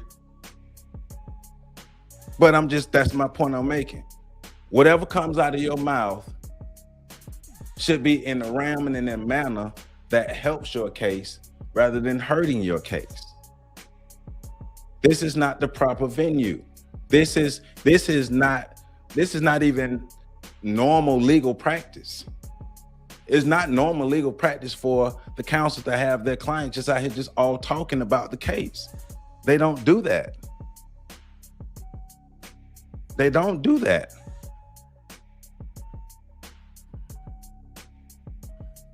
The house, and then Jax finally comes down the stairs, I guess in the room, hair all messed up like he just woke up, whatever. I said, look, I'm Nolan's father. His car's outside. I need to get his car and all his personal effects that may be left over with. And he goes, oh man, Nolan was like my brother. I said, Nolan was like my brother. I said, well, if Nolan was like your brother, would you please go and get everything of his? Okay, yes you would. So I can get his car, I can go home. So he walks off. 2 or 3 minutes later, he come back. I don't see the keys. Okay. So I leave out the house, go back outside, stand by the car. During that time, one of the guys that was in the house, one of the other friends, he was on the phone with a girl who was apparently there with them earlier that day. And she was telling him that his keys was on top of the Xbox in his room. So he goes back up to the door by himself, and we're still out by the car. And lo and behold, here comes the keys. So now to me, you lied to me 3 times. I don't believe nothing that you tell me from here on out. And this is Jax. This is Jax. And eventually he does give you the keys. Yeah, eventually give me But the there keys. was friction getting the keys. Yes. So for one, you tell me my son is on left still on the island with a girl. 2, you have his phone. And 3, you don't give me the keys when I ask. I don't know any father who would believe, just if one of my friends did that. I'm gonna be cordial with you, but I'm gonna watch you. And I just... Ben, I wanna ask you, because I'm hearing these 2 parents who essentially had to become... Yeah, so I'm gonna stop this one here so we can move to the next video. But let's stop being disingenuous in the comments, because let's just be real. You disagreed, then you started going left and you started saying what you started saying, and then here we are. I stayed consistent on the case, but whatever. Hey, you don't have to be here. You don't have to be here. Because all the comments are there. People can go back and read. So we're gonna move on. We're gonna agree to disagree. and we're gonna move on. But having your clients talk in public is crazy. That's crazy. Nobody does that. Nobody does that. So let's look at more craziness of people having their clients talking in public. This is Officer Tatum with Warren and these other boys. Who is Warren and Warren and Jackson and Morgan and the lawyer. So because we're being consistent with this. We're going to look at Officer Tatum and these white boys talking in public, which they shouldn't be doing, with their lawyer, just like we just saw. Same criticisms. Before this happened, I would assume you're living a regular life, young guys being in college, having a typical experience, then you lose your friend. I think like ever since it happened, my life just like hit like a hole. Like even going out, we're always paranoid somebody's gonna see us, get spotted, try to beat us up potentially, or even worse. You just met these young men more recently. And are you confident that these young men had nothing to do with it? So we gonna say they smart for doing this? So we gonna say they good, they should be doing this? This makes sense. This makes sense, them doing this interview with Officer Tatum. This makes sense too? Because we've already long said that this was crazy, but all right. We have Ed Pausick, Warren, Jax, and then we have Morgan here. And so I talked to Warren last time I was here. We had a really deep conversation, and I'm glad that we were able to get other perspectives now that we have Ed here. Ed is a defamation attorney. And I want to start with you, Ed. Why did you choose to work with the boys? What is your plans? What do you expect to get out of working with them? What's your expectations when it comes to defamation? Well, I think an injustice in one place is an injustice everywhere. I hate lying. I care about the truth, but most of all, it's the actual people who are involved here. So first of all, I just want to say Tyler Cox really welcomed me here. My co-counsel, he's an incredible human being and he's an incredible attorney. And then after that, I had an opportunity to meet these incredible young men. And I just gotta say, these guys are unbelievable. Warren, Jackson, Morgan, they're just beautiful people. They're really decent human beings. They're just great people. Right, and then I said the parents should be criticized for going on that platform and continuing to speak in public. I said the parents should be criticized, Ben Crump should be criticized, Al Sharpton should be criticized, everybody should be criticized for continuing to go in public and speaking. That was my rebuttal to that. And that's why I'm here, because I want to help great people. And this is a very sad situation, but it's also a very human situation, and it's a tragedy. So you guys have, obviously before this happened, I would assume you're living a regular life, young guys being in college, having a typical experience, then you lose your friend, Nolan. And after that, what has life been like for you guys? I think like, and these fools goes out and hire this person, this so-called defamation lawyer, this is the dude from New York who decided to put on his Mississippi outfit and come down and be a part of this interview to help them hurt themselves. But remember, they're acing the hole because they're dumb as hell for speaking out. They're dumb as hell, but their ace in the hole is the state of Mississippi behind them. That's their ace in the hole. The state of Mississippi is behind them. The Wells family don't have the state of Mississippi behind them. That's their ace in the hole. They're dumb for speaking out. Why are you continuing to talk to Officer Tatum? He's not going to help this case. Ever since it happened, my life just like hit like a hole. It just stopped. And I mean, we just got to live day by day from now on. I could say definitely a whole flip upside down for our lives. It's like even going out, we're always paranoid somebody's gonna see us, get spotted, try to beat us up potentially, or even worse. We're really just trying to stay low key and not go out as much or anything like that. Yeah. It's been hard because my friends and I are people. I mean, we like to be out and hang out outside of our friend group, you know. Well, no, the ace in the hole thing is not necessarily, it's our problem. The ace in the hole thing is our problem because black folk never created our ace in the hole. Black people, we never created our ace in the hole. That's the problem. They're not wrong for having their ace in the hole. We're wrong for not having our ace in the hole. That's the whole thing. That's the problem. Like the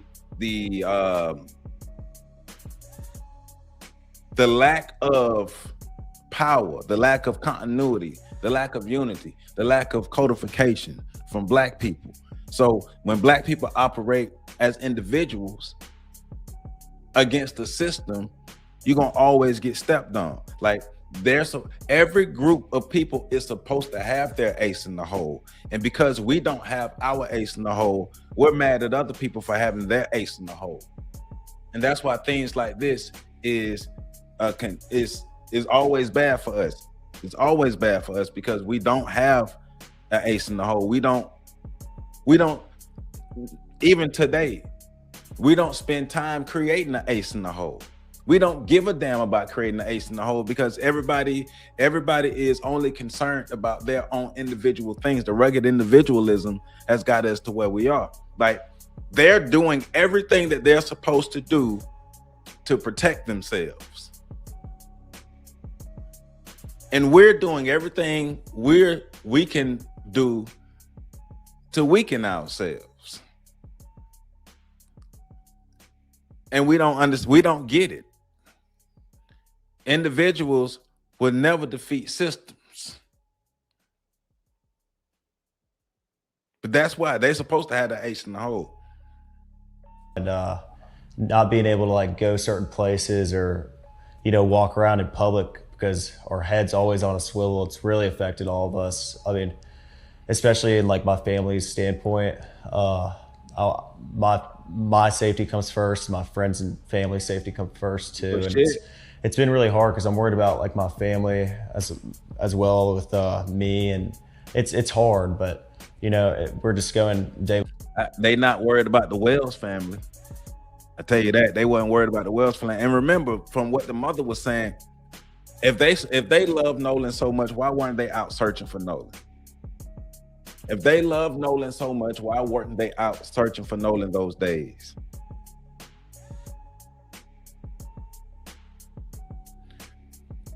I would, Elizabeth, I would go out to say none of these generations applied to things. That's why we got to where we are.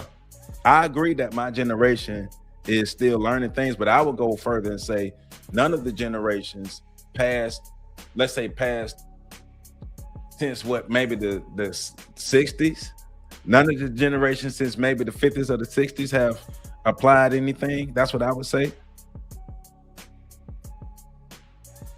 I would say because the issues didn't start with my generation. The issues were already in progress when my generation came about. Now, I will say my generation damn sure made it worse. My generation damn sure, we made it worse. We made it worse. But we were handed doo-doo on the platter. We were handed doo-doo on the platter because we wasn't handed like ice cream and then made it doo-doo. We were handed doo-doo. And so, yeah, it was a continuation of getting worse and worse and worse and worse and worse and worse and worse. Because I agree, my generation did not make it better. But the generation before me, and I've had this conversation with my parents, the generation before me, they gave us a platter of doo-doo. That's why we are where we are now.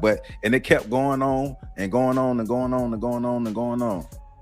By day and just trying to get through every day, you know. Can you give me some examples of what has happened? Have you guys had things happen online, threats online? Have you guys have any examples of people accosting you or anything like that? Oh yeah, we have had countless death threats online. Get in line. Been spotted. Get in line. I'll let you elaborate more on that. Being spotted. Yeah, So has the Wells family. The Wells family the Wells family son is actually dead.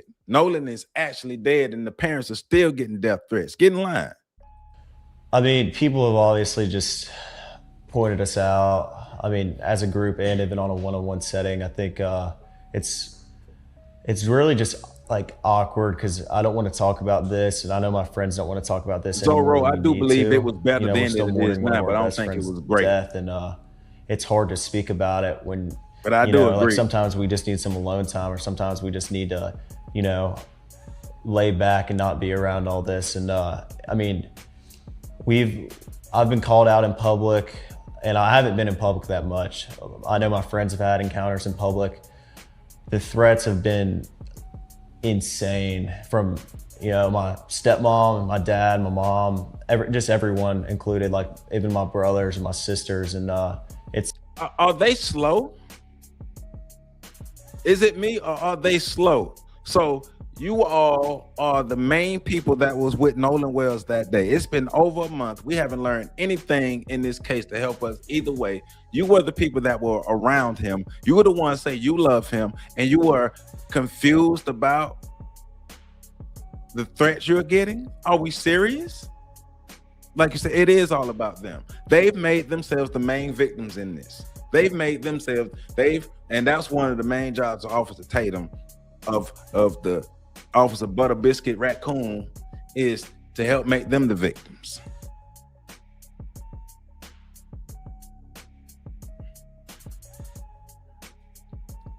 Now, Elizabeth, you know it's all love over here. You know me and you cool. Me and you cool. It's all good. It's all love. Hey, Lady O. I hope they, whatever consequences Officer Tatum can get, I hope he get them consequences, because greatly. And once again, they are stupid for even talking to him in public. And this dude's supposed to be a defamation lawyer. Why have them here in public? Yeah, ain't nobody finna feel sorry for them. If you want us, hey, be real people and tell us what happened to Nolan. They should have been out there looking for Nolan. You got his phone, man. These all four of these can go to hell. All four of them can go to hell. Officer Tatum too, go to hell. It's just hard. I mean, it's unbelievable where like this has been taken to and the level where this is at. When you say you've been called out in public, can you give me an example of like, what do you mean? People are threatening you with weapons? People are, you know, not allowing you, denying you service? Because I heard that Trayston, he went to a corner store and they told him his money is not good there. They wouldn't even let him buy Gatorade. Yeah. Isn't that funny? Isn't that funny? Trayston, the mixed boy who ride for everybody. He's the only one right now facing real consequences, because none of these three are. Trayston is the only one facing real consequences. Isn't that funny? I guess Ocean Springs isn't so tight-knit, huh? You experiencing things like that or something totally different? Right. I wouldn't say like that. I think I haven't been denied, you know, anything, but like Trayston, it's hard to hear from a good friend of mine that he's getting denied a Gatorade and a Red Bull before work, and having to, like, he calls me and he's like, dude, you won't believe what just happened. He got called out at Walmart. Someone called him out at Walmart and was like asking him all these questions and trying to press him about it. And it's crazy to me. Like, you know, we live in a very tight-knit community, and for people to, you know, push back and say these things when they know what Ocean Springs is like, it's really hard. And I mean, I haven't had many personal encounters, but I know being around the guys and stuff like that, they have. Mm-hmm. So. And Ed, as an attorney that's representing these boys, I mean, what does that make you feel like? You know, do you feel like you got a good case here, or, you know, what's your perspective in that? Because, you know, people are online and obviously they know who you are. Obviously they know you represented Donald Trump in some pretty high profile cases. And so now that you've joined, or at least now you work for the young men here, you hear them say things like they've been a cop. This little defamation dude ain't the only one that worked for these kids. Officer Tatum, we long suspect you work for them too. That's why he's so adamant about making sure that their side of the story is heard and not giving an objective view. because he don't ask any real questions. He don't know what he's doing. All the questions he asks is to make sure that people can see them as good people and see them as the ones who didn't do anything to Nolan. He's not asking them any questions to make sure he get any real answers. It's not fooling everybody. They've been, threatened online. Does that make your case a greater case, or how do you work within what's happening to these young men? Well, unfortunately, I wish there was no case. I wish this hadn't happened. But unfortunately, because these things did happen, there is a case, and now there's multiple cases. And I'm going to tell you something. If you're out there and you lied about these guys, you lied about my guys, you lied about Tyler's guys here, if you lied about Morgan, if you lied about Jax, if you lied about Warren, we're going to get you. And you're going to be hauled into court, you're going to be held accountable, and it's going to be very painful. And what I would say to the people who have done that is, now's your chance. If you want to apologize and retract before you find yourself in court, you should probably do that now. Lady O, those boys were groomed well before Brandon Tatum stuck his name in. I'm not disagreeing with you, but these boys were well groomed for this before Tatum came in, because remember, Ashley Cole, Chef Ledbetter, and all those other folk were in on this from the beginning. They were in on this from the beginning. By the time Tatum got there, they were already ready for the show. Because if you don't do that, once you're in court, now you just can't leave.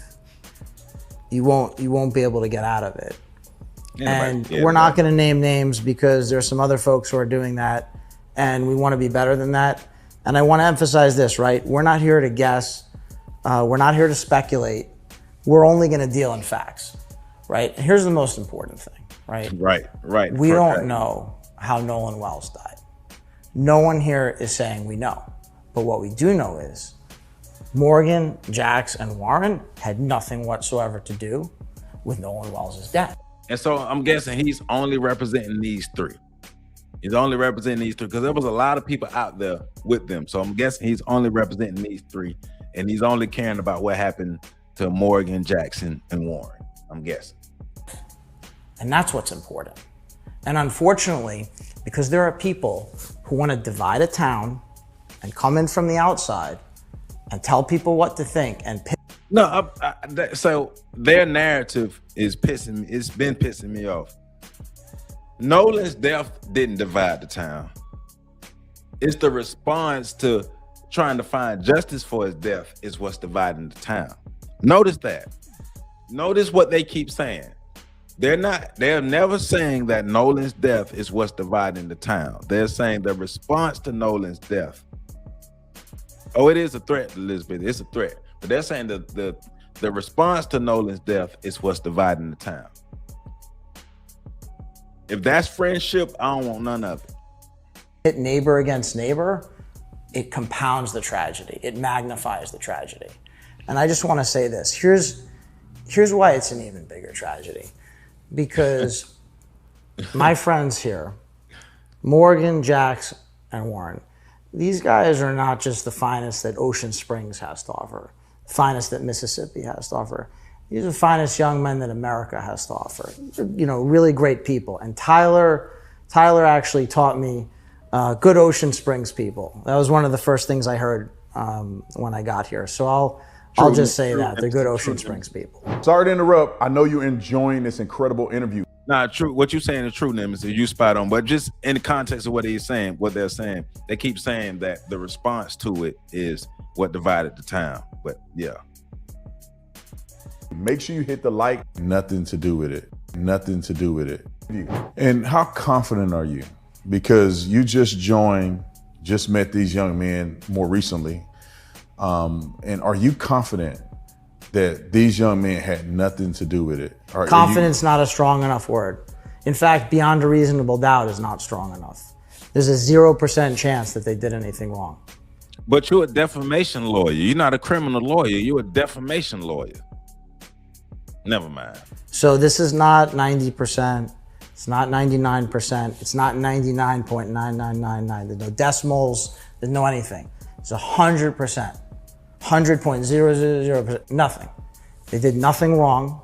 And That's the problem for our opponents here, who have ruined their lives, dragged them through the mud, and attacked them. You don't get to lie. We have a First Amendment. We love our First Amendment, but you don't get to lie and hurt people. Exactly. You want to lie? Exactly. You don't get to lie and hurt people. People have already been hurt. They're worried about their feelings. A life has already been claimed and they're worried about their feelings because they have the luxury to worry about their feelings while the Wells family is still reeling from the loss of their life. So in other words, they want to sway the court. Right. They want this, but once again, that's why that court of public opinion. Yes. The court of public opinion thing. If it's not going to help them directly in the courtroom, I don't know why they're doing it. Now, the caveat for them is they have the state of Mississippi to back them up. So the court of public opinion may have some significance in this for them because they have the state of Mississippi behind them. But it don't help the Wells family because they got Ben Crump and Al Sharpton behind them. So I'm with you. Said that the parents of Nolan's not researched the town. No, they from Nolan's Wells' mother grew up in Ocean Springs. So from what we know about the Wells family, there are at least 2 generations entrenched in Ocean Springs, Mississippi. Maybe more, but we know at least 2 generations are entrenched because Christine Wells grew up in Ocean Springs, Mississippi, just like Nolan did. So that's their town. That's what they know. That's all they know as far as a place to live. So guess FBA don't really matter here. They are the fine American according to the lawyer. Yeah, hey, RBG, what's going on? How you doing? Yeah. Hey, man, a shout out to my moderators, Will Justice and Kush. I appreciate you all. Shout out to you all. And it doesn't hurt people, fine. You lie and you hurt people, that's why we have defamation. And that's what this is about. So I just want to emphasize this in the strongest possible terms. 0 wrongdoing, completely innocent, totally innocent, and categorically innocent. And you guys have had experiences with either people threatening you online. I know that, Warren, we talked about this before, and we talked a little, or at least spoke a little bit about when you go out, you guys are getting accosted by people. Can you give us an example of, or at least tell the audience an example of an incident where you guys may have been accosted? Or what does that look like when you go out? People threaten you with weapons, or people trying to physically harm you, or people having to be restrained? What kind of engagement is happening when you guys go out? We went to a restaurant, a couple of buddies of mine, and when we were, I wouldn't say threatening with weapons or anything, but I felt, and I know my friends felt, threat for our lives. I mean, I don't think there was like a fear factor, but at the same time, like it's awkward in public, like I stated, like when we have to talk about these things. But we went to a restaurant and someone came up to me and was like, "Is this you?" And I was kind of like shaken up about it. Well, at first she asked like my name and like all these questions, and I was like, okay, whatever, she's just coming up to talk. Well, then she came up to me again and showed me our first interview and was like, "Are you sure this isn't you?" And I was like, "Well, yeah, that's me, like obviously." And she kind of just, I looked at my buddy and I was like, "Yeah, we're leaving, like close everything out, like we're going." And I left, and there was an altercation after I left with some of my buddies that weren't involved in this at all. And they told my friends that they were gonna kill them and they wanted to fight and all this like crazy stuff. I mean, I wasn't there, but my friends told me this, that what the people were saying to them was like totally just crazy. Like, I mean, there was people like that were, outside of this telling us like, "Hey, you need to leave before something happens because I know what could go down right now. And like, I know that these people are crazy." So I mean, we all felt, we were kind of shaken up about that. It was weird because it was our first encounter as a group, and I think it's also like just crazy that people will like look at you in the eye and tell you they'll kill you because they believe you killed your best friend and you have nothing to do with it. Oh,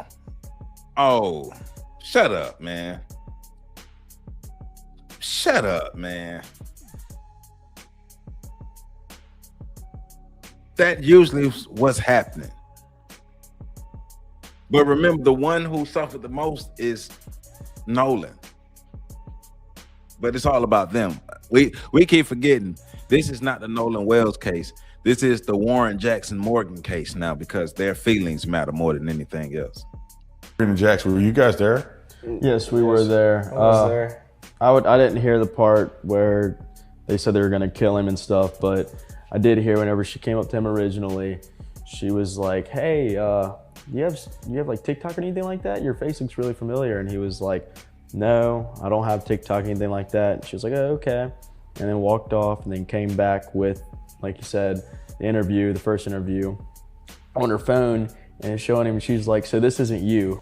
I agree. The court of public opinion matters when you have power, when you can sway the public, when you can control that. But the court of public opinion not gonna help the Wells family because they are the ones who don't have power. If you got power, then yeah, but if you don't got no power, it ain't gonna help. And that's the caveat with them. They have the state of Mississippi behind them. And that's why I don't think the Wells family should be doing the same thing that they're doing, because the Wells family don't have the state of Mississippi behind them. But yeah, it's gonna help them because they got all that firepower behind them. Either you have a doppelganger or this is you. And he was like, "Well, yeah, that's me." And then we got the check and we bounced and we were waiting outside for everybody else to get out of there. And while we're waiting outside is whenever some of our other buddies that aren't even on social media that we were just there with was getting told that other people were gonna kill them and all that kind of stuff. So how did that make you guys feel when did you think they were serious? Did you think it was just people trying to make a name for themselves by confronting you in front of others? Like, what was your take? They would be in jail. I think it was just like I was in the general area of where one of our buddies was, where this altercation happened, and I actually got into a conversation with a fellow next to me that wasn't even involved, and he told me straight up, he was like, "If I was y'all right now, I would leave before y'all get hurt. Y'all need to leave right now. I'm just watching out for y'all and making sure y'all are safe." Protagonists, And you're going up against the system. I wouldn't say that those people would have physically done something in that moment, but I think they were playing like almost like a mental game, like just to get into your head and just almost like make yourself like just think these things that obviously are not true. If you can go back to the very beginning of this, how do you think this should have played out? Because I always question in my mind that when I go back, I look at what happened, I look at the initial stories with Nolan, and you guys knew him, right? I didn't know him. I know none of you guys. I just had a chance to meet you guys more recently. But how do you think this should have gone? If you could control the environment, Nolan is found deceased. How do you guys think that this should have been put out to the world? So first off, I wish that none of this would ever happen. I wish Nolan could still be here with us today. And I wish that, like I said, none of this would ever happen. Like I wish that all this could be erased and Nolan could be here tomorrow. I mean, that's more than anything. Bullshit. But other than that, I feel like his mom blasting us on social media from the get-go, saying that he was out there with Warren and another guy. That's where it first started to take off. And then also the fact that she posted a picture of me and Morgan and another guy and Nolan on the boat together, blasting that out there, pushing this narrative, kind of, I guess. I wish you were the last ones he was with. Oh, excuse me. she didn't tell the narrative the way you all wanted her to tell the narrative to make you all look innocent and good in this, because you all, that's right, we keep forgetting they're the true victims in this. They're the true victims in this. See, Tatum is in to help them control the narrative, because they already have the state of Mississippi on their side, and Tatum is there to help them control the narrative.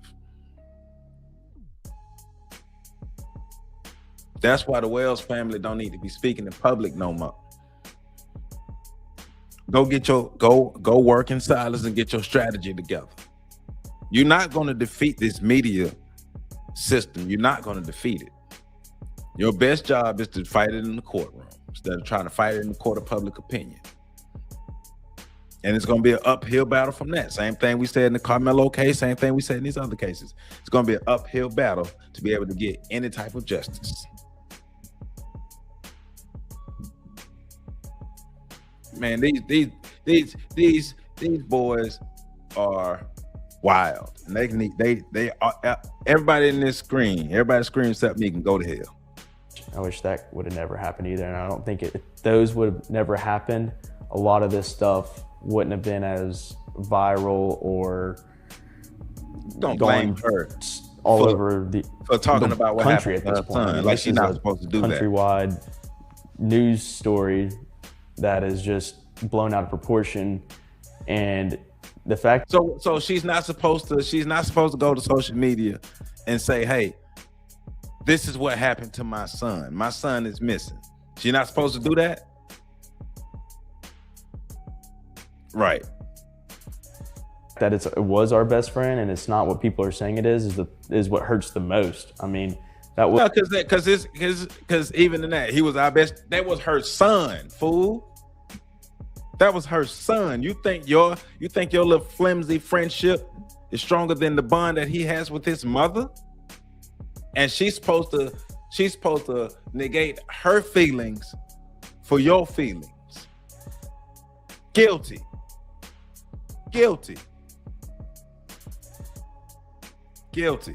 Was our brother. I mean, straight up. That's what I told his dad the night that he came over to my house. He was like, blah, blah, saying something. I was like, dude, that was my brother. Like, and you know that. He knows that. We were picking him up every single day. He never drove. I can't tell you how many times I pulled up in his driveway and picked him up. And it wasn't him asking. It was just because that's what we did. We just picked up Nolan all the time. That's how we, came about to all the stuff that we were going to. We'd go and pick him up. That's how much we like to be around him. We would do stuff like that all the time, Well, first off, like, I wish we would have never, like, I think about this every day. Like, I wish we would have never went out on the 4th of July, because I know this wouldn't have happened. Nolan wouldn't be gone. And like, it's really hard to think about, because it's like, I wish I would have done this different, or I wish I would have done that different, because now one of my brothers wouldn't have like passed away. But I think from the beginning, I'm glad. He was with y'all when he passed away. So how did he pass away? And in an environment like that. Come on now. But I'm glad y'all dumb enough to keep talking in public though. So hopefully the defense attorneys and everything for the Wells family is using this information and will use it properly. That I called the Coast Guard, and I'm glad that we came together as a group, even from the first day when people started texting us things, saying, crazy things. But I wish it wouldn't have been reported as some type of race thing. I think it's really bad that, like, why people are pushing the narrative, oh, this is a race thing. Well, obviously it's not. I mean, this is like a brother to us. I mean, the black dude that went out with you all is dead. The majority of the people that was with him was white. Nobody's been arrested. Nobody's been interrogated. Nobody's had a polygraph. None of the process that will go to investigating a death is happening to you all. And you all, out of you guys' mouth, the only person who's actually really receiving criticism or receiving pushback from the town of Ocean Springs is Tristan, the mixed dude. So Everybody who's not white is suffering consequences, and you wonder why this is about race? Okay. Nolan's no different than anyone else in our group, and I just wish this wasn't pushed on the media as, oh, this is a bunch of white guys that killed a black guy, or this is you know, like in the beginning it was like 4 guys went to a stranded island and dumped Nolan at the island and just left him there. Like, even from the beginning, it was just like this thing, and no one had facts, and they were just pushing this horrible narrative of all lies about everyone. Give us the and facts. It's sick. So I wish that would have been completely different.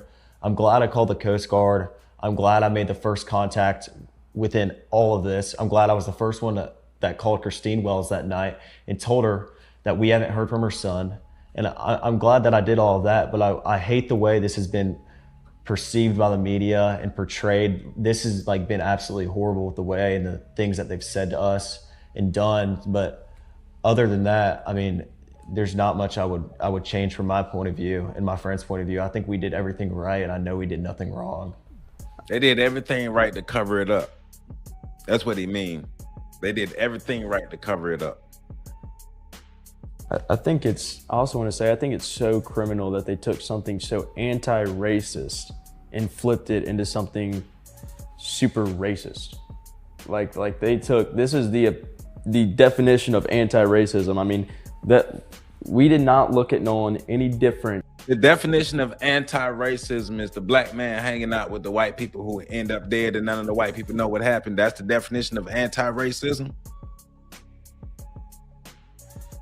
Maybe he need to stop wearing them little booty shorts because it's cutting off circulation to his brain. Because he did say that the situation is the definition of anti-racism. So why is the black man dead and we have no idea what happened to him? Stop wearing booty shorts because it's cutting off circulation to your brain. Then I looked at him, or even you. You know, this is literally our brother. I mean, like Right. we stated, Right. We did not treat him any different. He just called her Christine. We didn't treat Trayson any different. We don't treat Trayson any different. He lying. That's and they why he just said flipped that it. he And I lying. just think that is so wild that they're pushing this thing that they're saying, oh, they want to end racism and all this stuff. Well, they're the one pushing it. They're pushing the racism. And I just think that's kind of crazy. Morgan, what's your thoughts on this? How Well, does it affect you? If I mean, first I want to say, I wish this would have never happened. I wish Nolan would still be here. Hey, you know what? I like that even better than booty shorts, the bati shorts. That's what we're going to start saying it right now. Take out them bati shorts because it's messing up his brain. Because we're the real victims because this isn't about race, even though the black man is dead. With this today. And, but I, in my opinion, I think that the media, they shouldn't have pushed a narrative from so early. I think that they should have let the local officials do their job, let them release statements, and then, I mean, the media is obviously going to see that. When is it going to happen? Do whatever they do. When is it going to happen? I trust the local officials. Ed, with what has transpired, you know, how does that dictate your response? Because you have a 30,000 foot view of all of this stuff, right? You see the way that it could have went, and you see that there's people that instigated the narrative that's out there now. And as a defamation attorney, how does this navigate your tactics? Sure. You know? And I want to be clear about something. Tonight, I'm not going to give any particular person any more oxygen than they may have already sucked up. But I will say this. What's been said about Morgan, Jax, and Warren, I'm not going to call them untruths or half-truths or falsehoods. I'm going to call it what it is, lies. So the first thing that's really important here is we're dealing with lies and liars. We're dealing with profiteers. We're dealing with hustlers. Says the New York City lawyer who comes to Mississippi and tries to put on hunting clothes like he blending in with Mississippi with that New York accent. Says the New York lawyer who's come down to Mississippi trying to act like he a Mississippi, wearing Mississippi people clothes. Okay, my brother. Okay, this is all an act. And one thing that I've seen since I got here is that Ocean Springs, Mississippi, is a really beautiful place. And the region is very beautiful. It's one of the most beautiful places in the country. And there is just no question, the death of Nolan Wells is a horrendous tragedy. But for the tragedy to then be magnified after his death for no reason other than profit is a disgrace, or what we would call a shanda. And so why are y'all doing everything that y'all are doing publicly? If everybody else is doing this for profit, why are you here? Why are we hearing from them? Why is all this stuff why is everything happening publicly? That's one of my biggest problems with this whole case from both sides. It's too much public stuff. Everybody's talking publicly. It's like everybody wants to get their narrative out. That's not how this works, but okay. I had the opportunity to go to Horn Island today with Tyler and Warren and Jax. And what does that mean? A lot of people who have been sucking up way more oxygen than they're entitled to have not been to the island. I'm willing to bet that a lot of the hustlers and profiteers and liars have not been to that island. And why do we need to go to the island? Why? And being at the island why do people need to go to the island? Was revelatory. It was really illuminating. It's a very dynamic marine environment, first of all. But when you go to the island, you see instantly that what some people want to be true, what they wish to be true, they're trying to wish it to be true.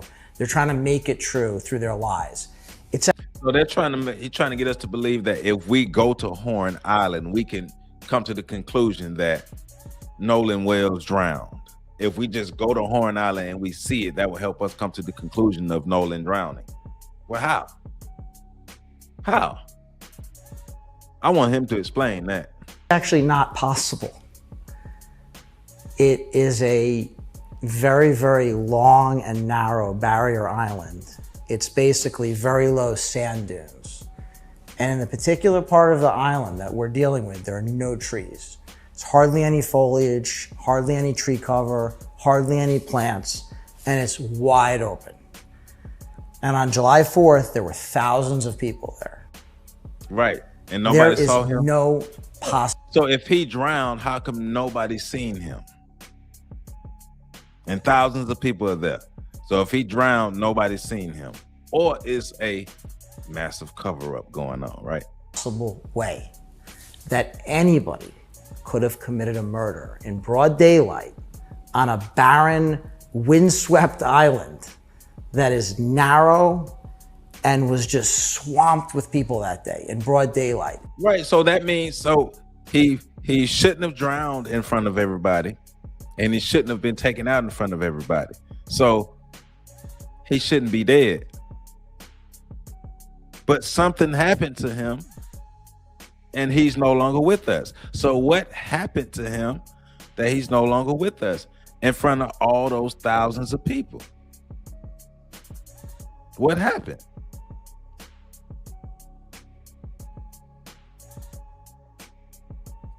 It's just not possible given the natural environment there.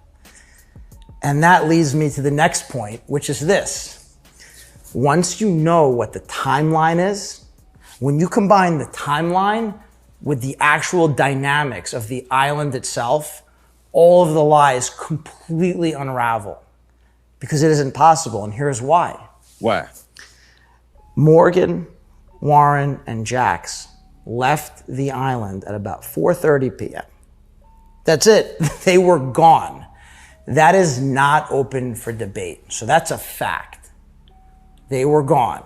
And at that time, Nolan Wells was still alive. Now, I'm not going to name them out of respect for their privacy, but just as one example, there are two very fine, upstanding members of the Ocean Springs community who saw Nolan Wells at about 10 minutes to 6 p.m. So about an hour and a half after these fine young men had left the island, they were gone, departed, Nolan Wells was alive. And these two witnesses, two very reliable, very credible. But everybody keeps saying, Tatum keeps saying this and he keeps saying this, but they never present the information. He don't know that. They're lying. That's the same lie that Officer Tatum been telling. But they've never presented any information to back up anything.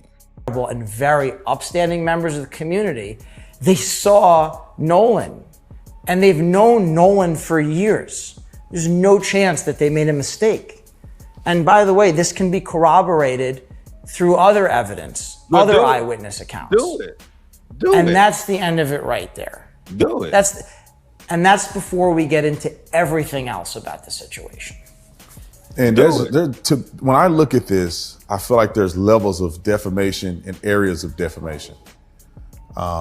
And I'm not going to speak on your behalf because this is y'all's story to tell, your story to litigate. But which areas are the most egregious that you are going to go after, or that you guys think also are areas where people have taken this situation and clearly lied to the public? One being the phone call. What is your thoughts on that phone call to Cito? Some people have gone out and done enhancements to the audio, and in doing that, created a transcript manually. It doesn't appear that the transcript was derived from an automated. You hear how he's saying it? You hear how he's saying it? No. That lady didn't do that. All that lady did was enhance the audio so you can hear what's going on in the background. She ain't create no transcript, no nothing like that. And you don't know what the hell you talking about. But you see how he's presenting it to them. But hopefully the Wells criminal defense team is competent enough to use all this information that they've given us to get something. I don't know, but to get something. Get whatever they desire. The system or have any, in my opinion, real integrity with it. What are your thoughts first, you guys, on the audio, and then I'll get to you, Ed, on could that be a defamatory area the way it was produced? So what do you guys think about that audio? We stop that right there. Of course, we're gonna start bringing this to a close, but they brought Tatum in to help shape the narrative because they are already controlling this case from a systematic point of view. That's why we started off setting our foundation with Neely Fuller Jr., looking at the system of white supremacy and the religion of white supremacy and how it works and how it dominates all 9 areas of human activity, all 9 areas, and how the system of white supremacy is designed to keep itself going. It's not designed to reveal its secrets. It's not designed to break itself down. It's not designed to actually seek real justice. It's not designed for that. But the problem is we don't have a system in place designed to seek justice for us. And we expect the system of white supremacy and those who are part of it to all of a sudden be just, which one of our biggest problems. Also, I've said it before and I'm gonna say it again. The Wells family do not need to be speaking in public. I don't know what's wrong with their counsel, but the Wells family do not need to be speaking in public. If these white folk want to speak in public, let them speak in public. But remember, they have the state of Mississippi behind them. The Wells family don't. The Wells family need to be as strategic as possible when dealing with this. Gather all the information you can to try to hammer them over the head. Now, I don't know how much justice or how much justice they will actually get. I don't know. Somebody earlier asked, what is justice? Justice is when everybody is treated fairly. Everybody's treated equally. What will happen to this person will happen to that person, will happen to that person, will happen to that person. Equal treatment across the board. Nobody's being dominated. We're talking about total collaboration across the board. But of course, that's an idea more so than the reality, because that takes power. which this case is another indication to show how much power Black America does not have. Oh man, look, Tone, I don't even think Black people should get their hopes up. I don't even think Black people should get their hopes up. I'm gonna be honest. You know what, Tone? I'm gonna be honest with you. When I see Ben Crump, that's when I lose hope. I ain't gonna lie to you. When I see Ben Crump became a part of a case, I lose hope. Cause I know like real justice isn't gonna happen. And Ben Crump is a civil attorney. So Ben Crump is more about them getting like cash payouts and things like that. It's not about justice or anybody being convicted or sentenced to anything. Ben Crump is a civil attorney. And of course, there are others who are the criminal defense team. But whenever I see Ben Crump and Al Sharpton them show up, I lose faith. I do. Whenever they show up, I lose faith. But that's why I am floored that the Wells, the Wansley family, Nolan Wells' family is out talking in public so much. I'm floored. I don't get it.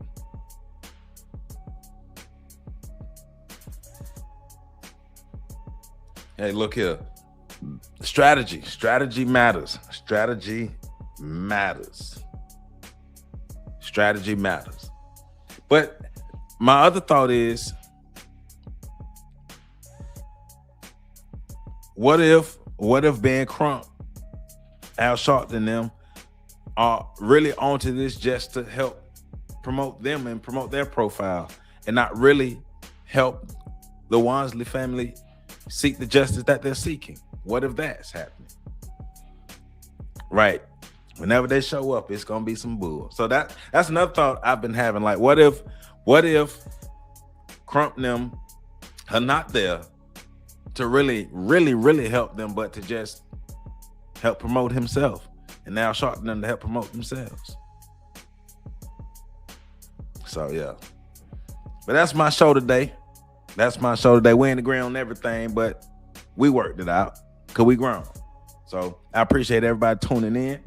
Hold on, let me I gotta get some special shout outs. Hold on. Let me pull this up.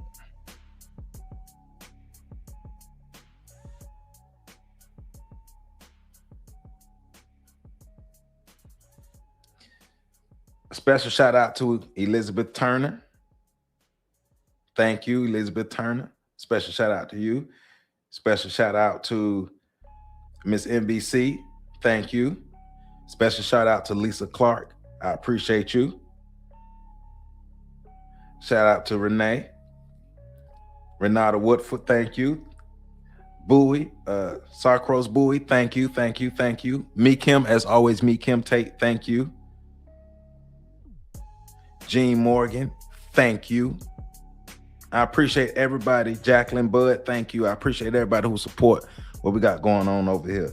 I appreciate it. Y'all keep doing you. Y'all keep this fire burning. This is for the core audience. Of course, I want the channel to grow, but the core audience is who we do this for. And I encourage everybody to become a part of the core audience. Like my man Kush is saying, please hit that like button. Please hit that like button before y'all get off of here. But I appreciate everybody who continue to support this channel, all my channel members, all my subscribers. And if you're not a subscriber, go ahead and hit that subscribe button so you can become a member of this channel and become a part of this family. I see y'all again live on Tuesday. I found we'll have a little fun on Tuesday. I found a good debate. Well, it's more of an embarrassing debate about Christianity and the Hebrew Israelite faith. So I found it interesting. They had me yelling at my TV. So I was like, you know what? I'm gonna bring it here. We're gonna talk to you all. So that's Tuesday at 9 p.m. And then of course we got the Wednesday breakdown. So that's happening. So I appreciate you all. Please, if you have not, hit that like button, comment, subscribe, share. Yeah, I'm surprised the trolls didn't show up because we talking about the Nolan Wells, they don't show up. But you know how we treat trolls over here though. So they're probably They probably don't like it because we treat trolls differently over here. But I appreciate my moderators, Will, Justice, and Kush. I appreciate you all. Stay on these people's neck. Anybody coming here with that bull? We do. I welcome disagreement. I welcome different perspectives. I welcome all of those. But what we don't welcome is disrespect. If you disrespecting black men, you disrespecting black women, you disrespecting the black community, you disrespect. That's what we don't tolerate. So anybody disrespecting the people got to go. But I welcome disagreement. I welcome debate. I welcome healthy conversation. I welcome that. All right. Yeah. Hey, man. I love it over here. I love you all. Kiki, you know, I appreciate you. You always the first one. I appreciate you, Kiki. Thank you. Thank you. Thank you. Everybody who has been continuing to support this channel, Elizabeth, Renee, Nemesis, Battle Genja, everybody who continued to support this channel, I appreciate you all. Zorro, thank you. Tone, thank you. The Protagonist, thank you. Cruel Toll, thank you. If I said your name wrong, I apologize. RBG Tech, my man, thank you. Elizabeth, you already know I appreciate you, Elizabeth. I appreciate you, Elizabeth. Thank you. Who else we got up in here? Reef, thank you. I appreciate you for being the pen. We ain't agree on everything, but we grown, so we worked it out. We good. Tartarjay. Oh, Tarjay, thank you. Thank you for being up in here. Who else? All right. I think that's some of everybody. We got a lot of folk in here. I can't get to everybody, but appreciate everybody for tuning in. And I'll see y'all Tuesday at 9 p.m. Eastern Standard Time. Gotta go get me some food and end my day. Y'all have a great day. I love you all. See y'all later.